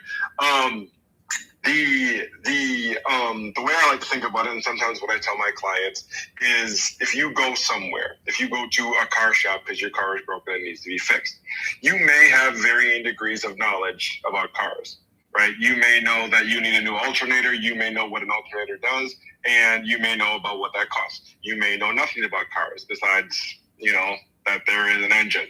Okay, you go to a professional, you pay them for a service. Peter knows a lot more about cars than I do, right? When I have issues with my car, I run things by him. I say, hey, what do you think about this? This is kind of what they're thinking about charging me. He bases his own, expertise, his own research, and lets me know if I'm getting ripped off, if I'm getting a good deal, et cetera, et cetera. When you come into a real estate transaction, you come into a relationship with a realtor, when you come into a relationship with a mortgage loan originator, it is much the same, right, as bringing your car to a car shop. You may know a lot about finances, you may know very little, but you have to put your trust in the experts. And, for me, I just went to a car shop 2 weeks ago. I had an engine mount that needed to be replaced. I had a cracked gasket. All right. Not great. It's going to cost me over $1,000. It's part of life. my girl was like, well, do we have to get fixed? It's a lot of money, and I'm like, yes, the car will not work without it. But again, there's just varying degrees of knowledge, and that backs up what Peter was saying about ask questions. There's no such thing as a dumb question. There's people that say, if you want to learn something, feign ignorance. Don't be afraid to ask questions. You might say, oh, I need to file taxes every year. Yeah, you do. But again, that's not a dumb question because you might really not know, and that's okay, right? It's okay. We're here to help you regardless of your knowledge. You may know nothing about the home buying process. You may have done it 5, 6, 7, 8 times, right? Yeah. Don't be afraid to ask questions, gain knowledge, and gain understanding. The last thing, Nick, can I stop you for 1 second? Oh, yeah. This might be a little controversial, but it's very true. Usually the more insecure somebody is, the more they're going to make fun of you for asking questions. Oh, that's really dumb. Oh, everybody knows to file taxes. I mean, yeah, but people that know a lot, they're usually the nicest. Yeah. And they're usually the most forgiving because, as they say, the more you know, you realize the less you know because there's so much to know. But anyways, go ahead, Nick. Sorry, I just want to say that. When I had first turned 18 and gotten a job, I was working as a checkout supervisor at Sam's Club. And one of the managers at Sam's Club was making fun of people that, were tax season ballers, got their tax refund and acted like they were rich. And so I took that the wrong way. And I was like, well, I don't, I make good money. I pay my taxes. I don't need to, try to file for this huge tax return or whatever. So because I was insecure and nervous about, these tax season ballers that this my manager was making fun of, I didn't file taxes when I was 18. Wow. Because I didn't think I had to because I already paid them. And so I had to go back later on and file back taxes for that one. But it was just one of those things where I didn't know anything. I had just gotten out of high school and this guy was making fun of tax season ballers. So I was like, okay, I'm not going to file taxes. I don't want to be in this group that this person is making fun of. But it's just certain things that you don't know and ignorance, and I can look back at that, almost 18 years later and laugh at myself. But again, sometimes we're affected by the people around us, whether we realize it or not.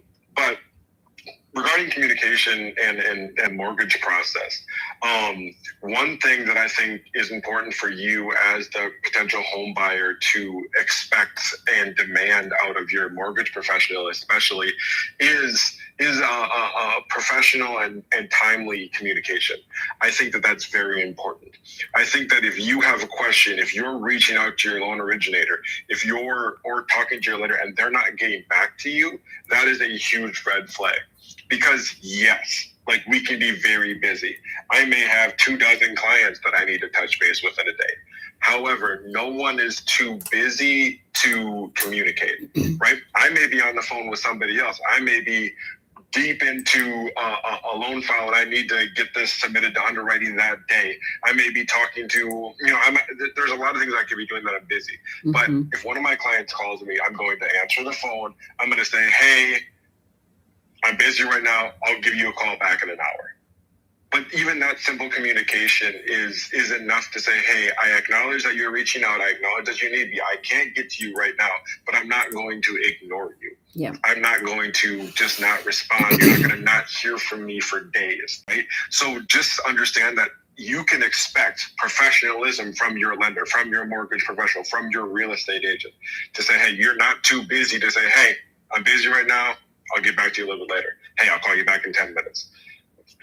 Peter and I make a habit of doing that. And I think that's one of the most important keys when it comes to communication. So I can kick it back over to Peter right now. Actually, I see we have a guest too. Did you want to bring her on or him on? I can't see. Yeah, it's her. So for what we've been talking, if you guys just got here, we're talking about communication. So in case if you got here late and you have not been in this platform the past almost an hour and 30 minutes, we will have this, what we talked about, our little panel would be in Gojo Realty YouTube account. So you guys will be able to go and listen to it from the beginning to the end. So the reason that I brought Miss Mart is she might have some question because she came in. She wants to come in and to ask some question. I did not let her in earlier because if we were just chatting and to try and understand the process of what's going on out there, right? So one thing that I wanted to mention, all this stuff, what we talked about today, what do we need to watch? What do we need to observe? What the stuff that we should ask?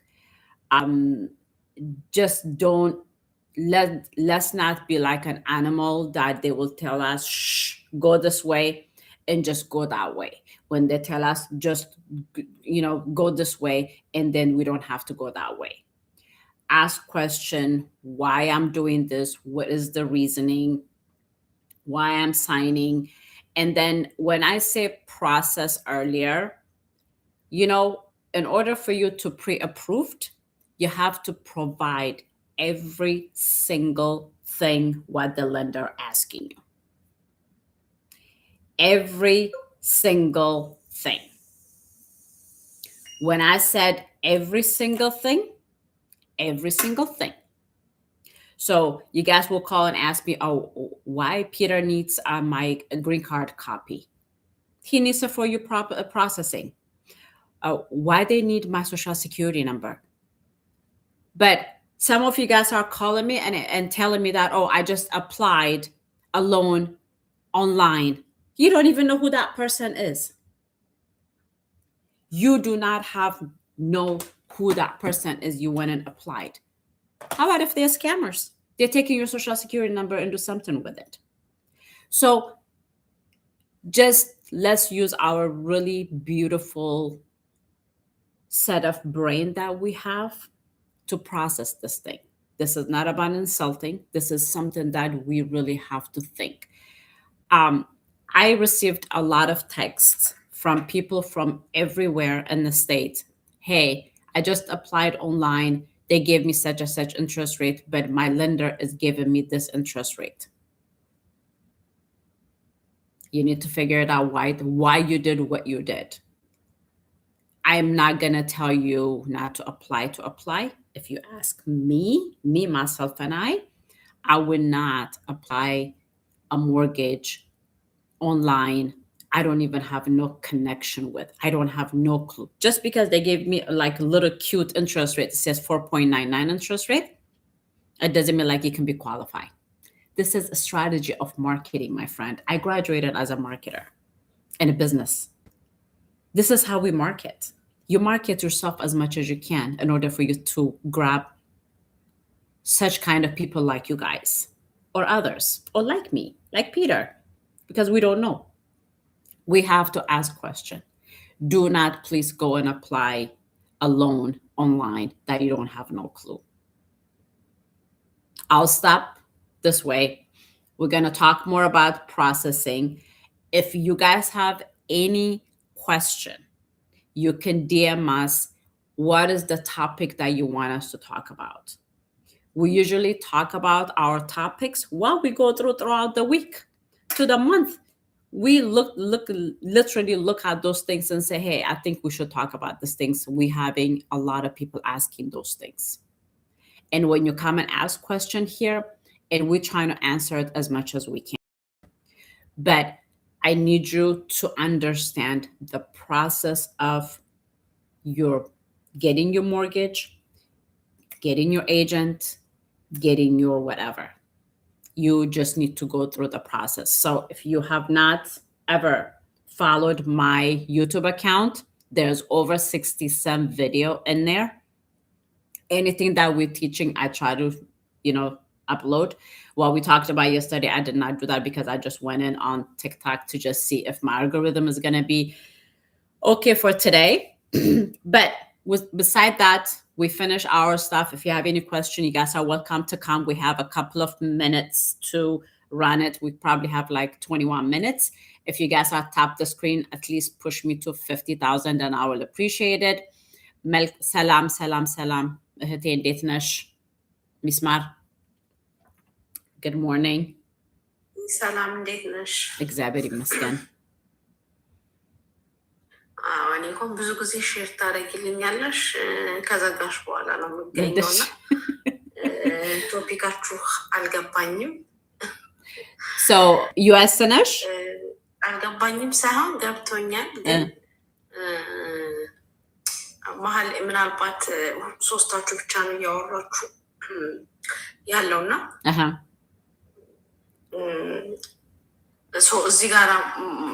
እዚህ ጋራ ሰዎችን በደንብ ሀሳባቸውን አስገብቶ ምክንያቱም ሀበሻ ነሽ አማርኛ ታወሪያለሽ እና የማግባባቱ ሁኔታ ላይ ዋይ ኖት ፎከስ ያላደረግሽም ለሁሉም ተደራሽ እንዲሆን ለምን አልፈለግሽም?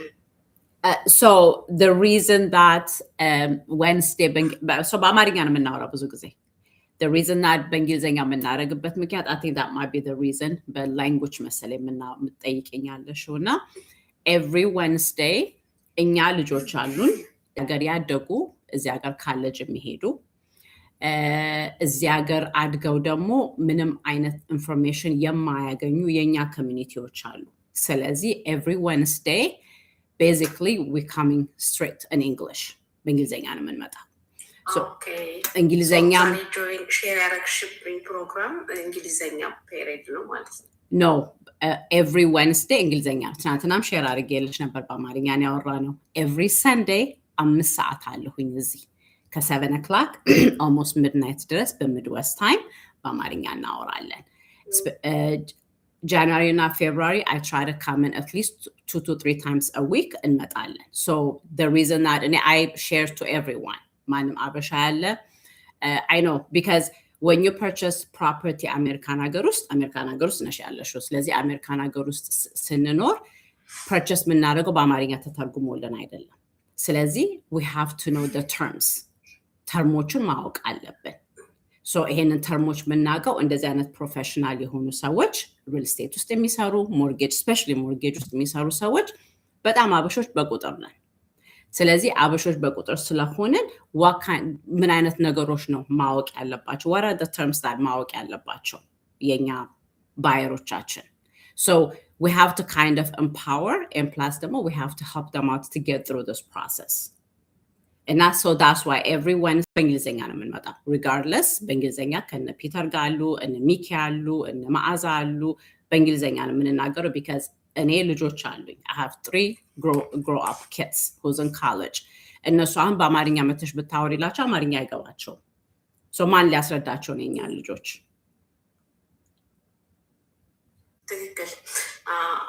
ትክክል ሻይ እኔ ዛሬ ፕሮግራማችሁ ላይ ያው በእንግሊዝኛ ብቻ የሚወራበት ፕሮግራም ላይ ጆይን ስላልኩኝ ያየሁትን ደግሞ ከመናገር ዝም ብዬ ከሚሄድ አሁን አንደርስታንድ አረግሽ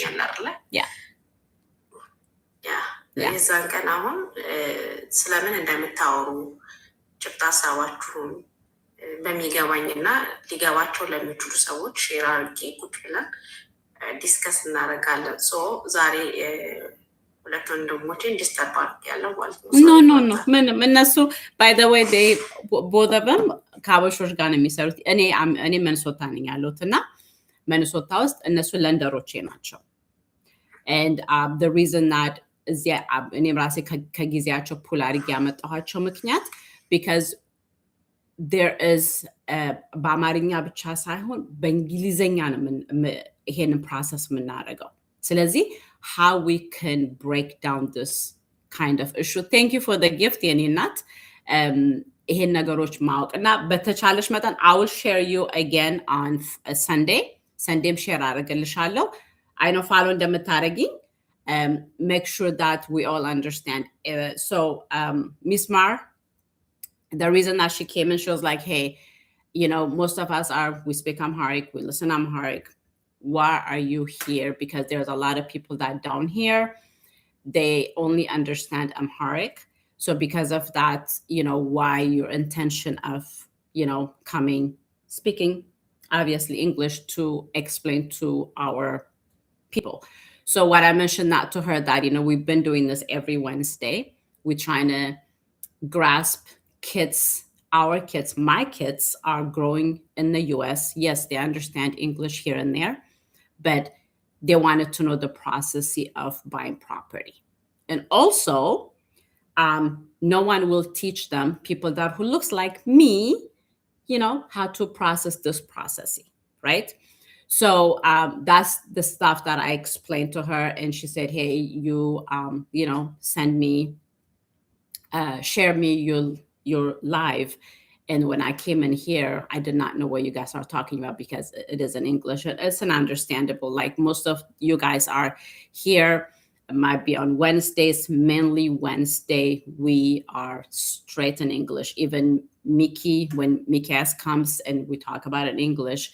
When Maaza is here, we do that. The same thing with Peter and Nick. They are my lenders in the state of Minnesota. Those are the people that I work with. And mainly 97% of my, especially Abashoch, they go to them because they work with them. They hold hand. They know they know the susu or akub, all those stuff. They know, they understand that process. When you guys have an extra money, what you need to do, how you process this, how you change your credit, how you do this and that, they are here to support you. But the reason that we're doing it every Wednesday, because there are people in our community who born and raised in here that they do not speak Amharic, or they are my Eritrean friends and family. They do not speak Amharic, so they speak Tigrinya or English. And then in Minnesota, I have a huge group of people that who came from, they speak Orominya.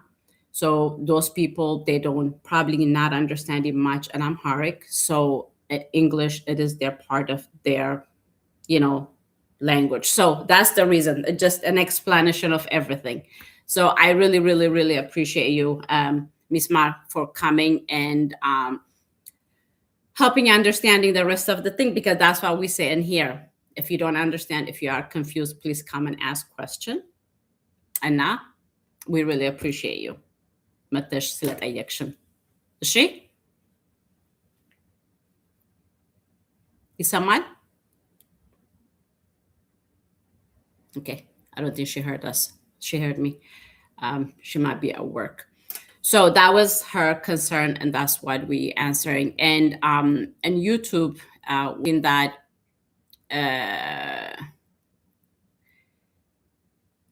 thing that they're asked, and then what they appreciate that most of the people that who they trying to get their mortgage, they do not have time to talk to us. What they do is they send out just the application, the link, and they tell us to fill up. What kind of people do you think they are? Are they really looking to have my business, Nick? Or do you think they just wanted to sell me stuff and they just wanted to close the deal? Yeah, no, I mean, this is the second option. They just want to sell you stuff and close the deal. And there's some people like that, get a lot of loans closed, but the care and concern isn't there. You know what I mean? You're a number to them, you're a closing, you're a paycheck, but nothing else.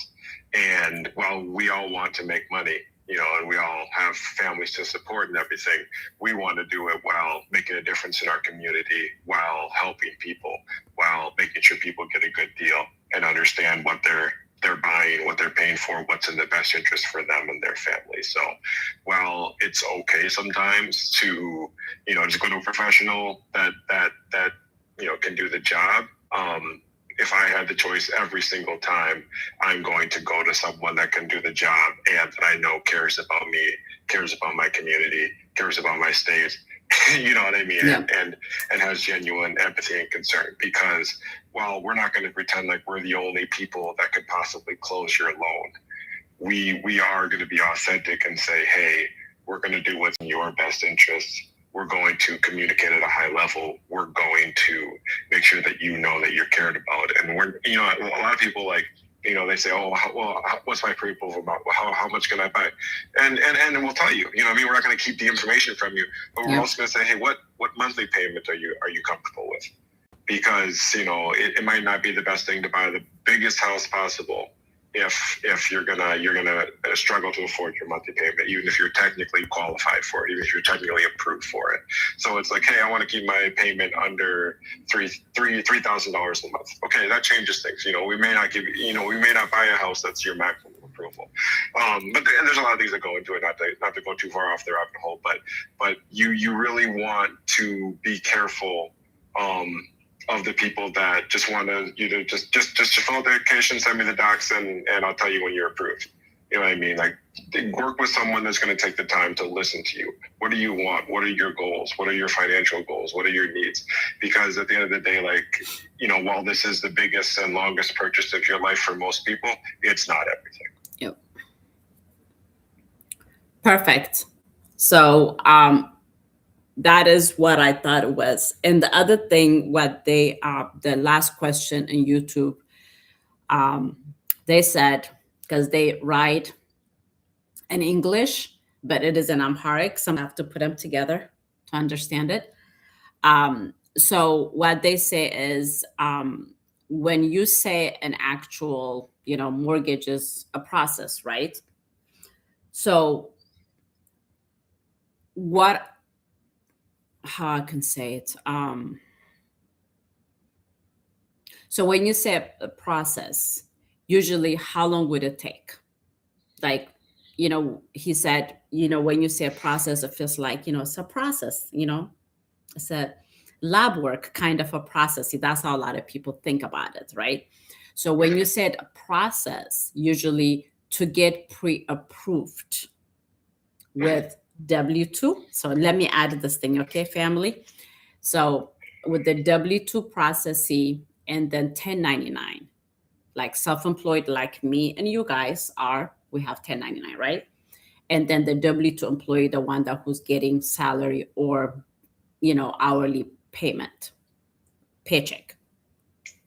So how long usually the process work? Yeah, no, that's an excellent question, and there's not an exact answer, but I'll try to be as clear as I can. You know, the pre-approval process, it really goes as fast as you get us documentation, right? So like, and like you're talking about, like W-2 versus self-employed. Yeah, self-employed is like a little bit more work, I would say, but in the same breath, like that's kind of where we specialize too, and we can do those pre-approvals pretty quickly. It just depends on, like, have you filed taxes for 2025? You know what I mean? Have you? And again, like, if you still need to file them, then okay, that process is going to take longer because we're going to need you to file before we can, you know, give you the final approval, and we're going to submit to the lender and everything like that. But like, let's say that you come to us and you tell us your needs and you submit the application, all your documents. That pre-approval process can take a day. It can 24 hours. It can be that quick. But again, it's how much work is there to need. If you fill out an application and then a week later submit your documents and then we need a couple more and you send us a week later, well, that process just took 2 weeks, but it wasn't because the process takes longer. It was because it took us that long to get the documentation. So we really pride ourselves on 24-hour pre-approvals. So if you come to me on Monday at 3:00, I want to get you your pre-approval by Tuesday at 3:00, as long as I have all the documentation. Now, it doesn't take a full 24 hours to do, but, you know, when we have several clients to get to, then we try to give ourselves a little bit of leeway. So the process can go very quickly. Now, if you're talking about the whole loan process, that takes a little bit longer. But again, it's just, if you're talking strictly pre-approvals, it can be a very quick process. But again, we need the documentation, and then we need to take a look and see what else is needed, right? So you may work W-2, but you get bonuses, you get commissions, you get overtime, and now we need more information in order for you to get credit for all of your income. So I may need you to go back to your employer and get more pay stubs. I may need a verification of income. There may be more documentation needed, and that's fine, but I don't know that until I see your documents. So really, the answer to how long does it take to be pre-approved is how long does it take you to fill out the application and get us documents? Perfect. That is exactly what I was expecting that you will answer, because that is the problem that I'm seeing. Sometimes people are already ready to rock and roll, and they're ready to work. But like when you ask a certain kind of document, one, we might have an issue downloading, or we might have an issue where to find it. And yesterday when me and Peter were talking to a couple of people, but one of the client, how do I download my paycheck stub or my bank statement? So we don't know. That's something that it will take time to get the processing, right? That's an excellent call out. And on that note, I want to be very careful that people don't hear what I'm not saying, because we never want to make anybody feel like, you're on your own. Like, go get me documents, talk to your HR, give me pay stubs, give me your W-2, like, if that's a struggle for you, we have multiple tools and multiple ways to help with that process. So we are part of a team here. So if you're struggling to get documentation, we'll absolutely help you with it. That's an excellent call out, Ida. Yep. Yeah, just to elaborate on that, like Nick's saying, we're going to ask you for that. And if you say, yep, I'm good, and we'll try to remind you, like, hey, if you're having a lot of trouble with this, don't. Because sometimes people call us like, man, I've been trying to get this for like 3 days, and I went to HR and I sat there for a half an hour, and then I did this and I did that, or I was online on their portal for like 2 hours last night trying to find it. If it's getting stressful, or if you're spending a lot of time and you're not getting where you need to be, if it's like, there's some bigger companies that have portals. A lot of companies have been, what I've been hearing is they're updating it so it looks way different. It's supposed to be better, but then they don't know where anything is. Use the resources you have. So if you know that it's in the system, contact your HR, use the tools in the system, whatever, to be able to pull that up. Don't just keep clicking around for hours. But as Nick was saying, though, if you really can't find it, or if it's there, or they tell you, you got to do this, this, this, and this, there's like 3-4 different ways for us to do it, depending on who you work with. And so we can help, like Nick was saying, we can help you with that, but we won't know that unless you tell us. So We'll try to bring it up. We'll try to mention it. But, and again, work with us. Don't just be like, I can't get you anything, because some of it, like pay stubs, a lot of times HR won't even send us those. So you have to get those. But then we'll help you even, all right, here, talk to your HR. Here's a way to do it. Here's another way to do it. So, yeah, just to bring that up, because even, and the last thing I'll say about that is, and again, I know I grew up here, I'm native here, everything. So this doesn't really apply to me. But as Ali, our old partner, used to say, if you live here, he was from Senegal. He's like, if you live here, and his big thing was, if you moved here, he was from Africa, you moved here, yes, that's my homeland, but I live here now. I need to learn how things work. And I would say, obviously I can't speak to that myself, but my wife is an immigrant. She came here as an adult. She, and if I move to a foreign country, for your own best interest, learn how the system works. Because if she's like, well, back in Thailand, we do it this way, and she gets mad and frustrated, guess what? The lender's not going to care. Exactly. They're really not. They're just, this is how it works. If you want to take advantage of the situation for your best interest, you've got to figure it out. So that's why you have IDA. That's why you have us. But don't fight a whole system. You're not going to change the whole country. Think about how hard it is just to get up an hour earlier. You're not going to change how the whole system works. And even us, we run into stuff all the time that's frustrating, but we got to stay focused. Like, what's the goal here instead of what am I frustrated with? And because if we focus on our frustration, we're going to be mad. And then you don't feel like doing anything. And then you get that childishness in you where you're just like, screw this. I'm not doing it. You just like, like my 1-year-old right now likes to throw everything. So everything he picks up, he just wants to throw it. And that's how you start to feel. But guess what? You're not going to get a house that way. You're not going to enjoy the process. Exactly. You're not going to get the one you want. So, yeah, but go ahead, Ida. Yeah. No, that's exactly what I want you guys to think of. Our sister came in earlier, said that, why this, you're speaking Amharic, why you don't use the language. So as you guys know, and here in the US, any paperwork that you sign, it is in English. The agent, so there's not that much agent or that much, I'm going to mute you, okay, Peter? You're typing like me. That's what I was doing earlier. So all our paper, it is what? Written in English. Our agents, most of the real estate agents, and we don't have every state Ethiopian agent, any Abasha agent. If you go to New York, none. New Jersey, none. They'll probably be a part-timers. So whenever we are here, when we talk about stuff, when I say contingency, they're like, what is that? When we never heard of it. What is contingency? What is inspection? What is appraisal? What is this? What is FHA? What is conventional? Are those are translated in our language? No. So when we are saying those language, that's why I am training my AI to speak English for me, because most of my ad out there in Amharic. So with that said, let's be open-minded. Let's not be closed-minded. Let's see what's out there. What are the stuff that we can learn? What kind of stuff that we don't learn? So this is not about politics. This is not about Ethiopian politics. This is something that I love to do and I enjoy to do. And I go to sleep with real estate information. I wake up with real estate information. Beside my kids are bugging me. And then I'll have to think about their stuff. Now there's a bunch of crazy stuff is going on in Minnesota. That's something that takes our energy and whatever. So with that said, we have a guest. Salam, salam, salam. እህቴ እንዴት ነሽ? ሞናሊዛ ሚውት አድርጌሻለሁ። unmute yourself የኔ ቆንጆ።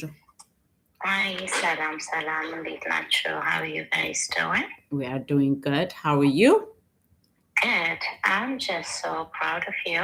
You're trying to put everybody together, here and there, the community. And I'm listening to learn.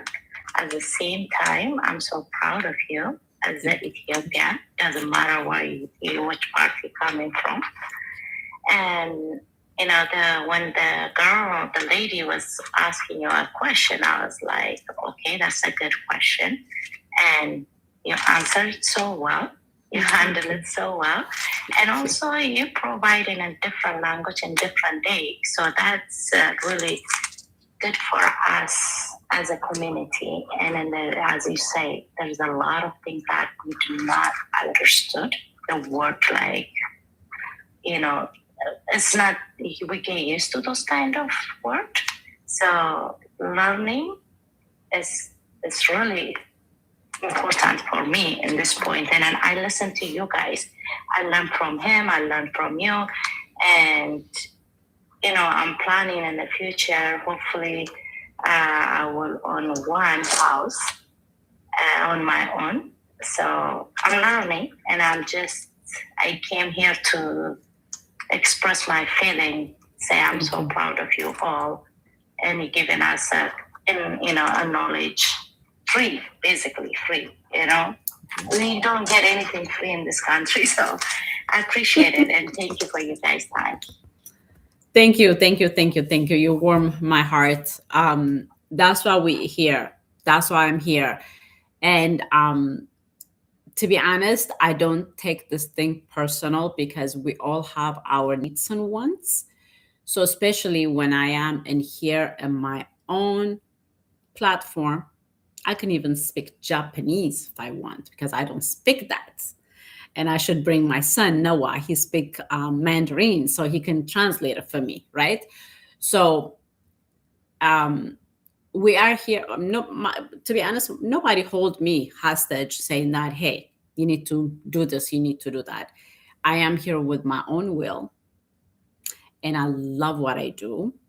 And then actually my kids who were asking me, hey, mama, there are kids like me don't speak the language, but they not related to me, and they not African. They are not African Americans. I want you to go out and empower the community that we are. When that kind of stuff comes to your own kids, you'd be like, if yeah, I'm going to go on it. And that's what I did. So people that who really wanted to listen Amharic, only Amharic, you guys can come every Sunday. I am here every Sunday. But even every Sunday, anytime, Danny said earlier, I have never heard of a language or a word of contingency. So those language on your purchase agreement, when you see it, will you be familiar? Ida was saying that you want us to watch the contingency. What are those 4 contingency? What are those 5 contingency that she was talking? An inspection, appraisal, FHA, financing, this, that, title contingency. We talk about those things. Appraisal. What is appraisal? Earnest money. What is earnest money? So those are the stuff that we're trying to define. So I'm glad that she came and mentioned that, because a lot of us, we do not understand why I'd actually have to speak English. And I am practicing my English. I am putting my E's and W's together and I'm putting them as a sentence. So with that said, to be honest, as a woman, as an African woman, going on social media, speaking the whatever language that I want, I don't give a damn. Whomever comes and tells me what to do. But with that said, thank you so much. Whomever, people that have 22 people, whomever that loves me, give me a heart, just a heart in there. I am here. I'm not gonna stop. And actually, am I gonna be speaking Swahili? Might be next week. So watch out. Okay. No. So this is not politics. I know our people loves this politics crap, and I don't involve with politics. I don't involve with what do you call it? Religion stuff. We are here to give you some food for you to take and to throw it, or whatever the case. So, case closed. I'm not going to talk about this thing. I'm going to be like Shanae in a minute. But Mr. Nick, you can go ahead. Thank you, Mona Lisa, for coming in, Konjo. I really appreciate you. Yeah. Well, no, and I think just to piggyback off of the very important things you just said, Ida, is the great thing about America and the strength of America is our diversity. And I haven't been everywhere in the world, but I know that you can come here, and if you're from Africa, you can be African American. If you're from Asian, you can be Asian American. If you're from India, you can be Indian American. You can be Somali American. There's an opportunity, and what you're doing feeds into that opportunity, where you say, hey, I'm going to give advice in my profession in both English and in Amharic, another language, because I can reach my community, and I can also record these sessions, and people that speak English can watch them and learn for free and be empowered. And I think it's so important. There's other countries that's not like that. I've never met an African Canadian. They're just African that happens to live in Canada. But you really do have that opportunity to become a part of a diverse culture, a melting pot that is America. And that's the strength, not the weakness of America. And so I think what you're doing is so important in the languages that you're doing it is so important. And the fact that we can record these and have them available on your YouTube channel for anybody that speaks either language to go and watch and learn and be empowered is just so important. So I just wanted to comment and piggyback off of that, and to let you know that what you're doing is important and not to stop. Oh, no, thank you, Nick. You know me. I just, my intention of doing what I'm doing, because Danny Fish is here. He is one of my friend of mine that I grew up with. He's from DC, Maryland, Virginia, and those areas. And actually, he's the one who helped me to push this energy in me, and beside my husband. So when we are here, certain things that what we have. So, as a culture, what do? We eat on the big tray. All of us, here you go. Danny is right there on the big tray. When we eat in a big tray, what we do, we share our food. That's the community that we came, Africans, right? So when we come in the US, whatever information that we have to find a way to share. So because we don't share, we don't know which route to go. It does not matter what language that we speak. Share what you know. Don't put no spice in it. Share what you know, what you have done, what works for you, what works for others. Share. So we're sharing here. It's Wednesday. Temperature is 6 degrees in Minnesota. We snowed out. And then Friday, hopefully, there is a general strike. I don't care what state that you are. If there is a general strike, go and scream, show your power. I don't care what you do. That's something that you need to do. I have done it. I was freezing my back off. It was so cold. It was negative 40 in Minnesota. So if we do that, we all can do that. Okay? So fight for your right, And beside that, let's conclude our day. Thank you, Mona Lisa. Do you have anything else to say, Nekonjo, before we say good day? No, ምንም የለም። ቴንክ ዩ ቆንጆ። በሚቀጥለውን ትንሽ አይሻለሁ። እሺ ማየ፣ ተከታተልሻለሁ በቻልኩ ሰዓት ሁሉ። እሺ, thank you ማየ. I really appreciate you. You do the same. Thank you, ቆንጆ. Take care, you guys. Bye. Perfect. So, beside that, we are going to be coming back next week. We're trying to talk about 1099 tax stuff. Okay? Those things we need to talk. We need to understand. We are a lot of us who are here to try to understand self-employed, how you're gonna get pre-approved, what you need to work on, how are the stuff that we need to be work on, and this and this. What do you think, you guys? What do you think, you guys?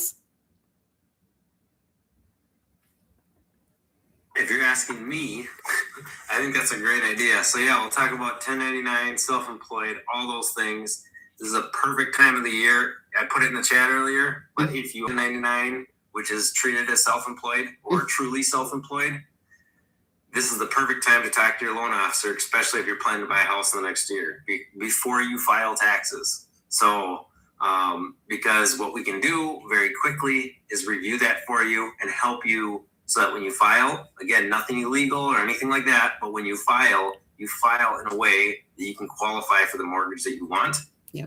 Or if you want to keep your filing the same, we can also go over the options with you that only specific lenders have this. Most of the big banks do not do this, is my understanding. I don't think any of them do. But we have these private lenders that will do, like Ida mentioned earlier, a bank statement loan.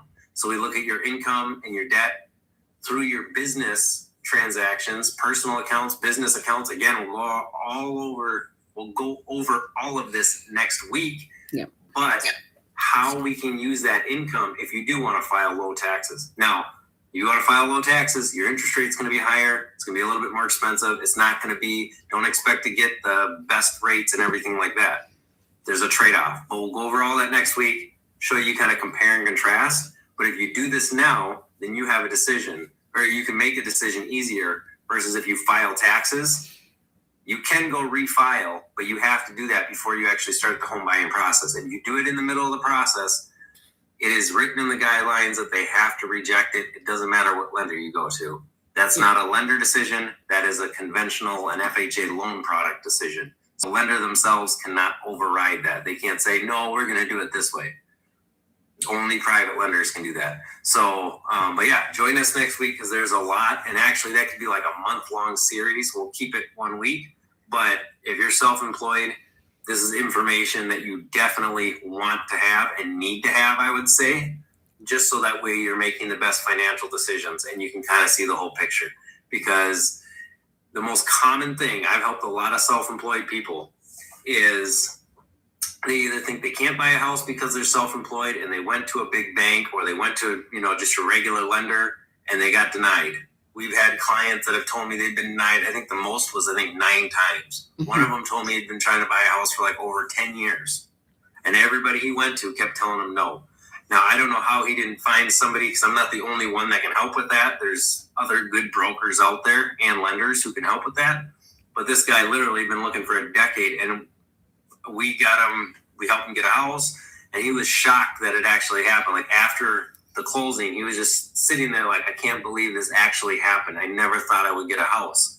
And there are options. Now, again, nothing's free in life, but there are options. And even if it doesn't work today or right now, we can also help you and say, okay, well, down the road in a year or 2 years, here's how you can get to where you want to be to get the type of loan you want to get. And the purchase price that you want to get, and all those other things. So I'm not going to keep going on. We'll talk about this next week. But come join.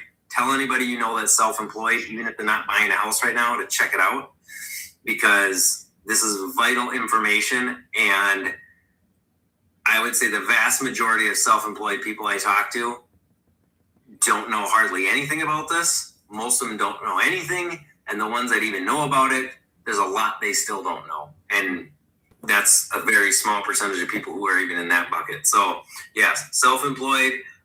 And also, if you're planning to be self-employed and looking at buying a house, that's also a key thing too. Because I've had people call me, hey, I just quit my job. I started my business a month ago. I want to buy a house. So come join us. We'll go over all of those things and answer your questions. And also bring your questions. If you got questions, we love questions. Yeah. That's one thing, not to complain, but I would love more questions in the chat, more people joining us, all of those things, because then we can really start to use some like real life examples. And there's a chance for you to get free advice. So come join us next week. Perfect. So Mona Lisa asked, when is that day? Will be next week, Wednesday, February the 4th. Okay. February the 4th. That's what we're planning to do. I am going to give a Zoom class on that as well on February 7th. So I will put a video on that. What time? The same time at 9 a.m. Central Time. If you guys are tapping the screen a little bit earlier, we'll start exactly 9 o'clock. But you guys not doing that, so we're like, tap, please tap. It takes like 30 minutes. So if you guys, whenever you walk and you tap the screen, at least put us like, 3,000-4,000, then the algorithm can be open up for the morning. So with that said, let me introduce myself if you guys don't know me. This is Aida Tezara. I am a real estate agent in the state of Minnesota.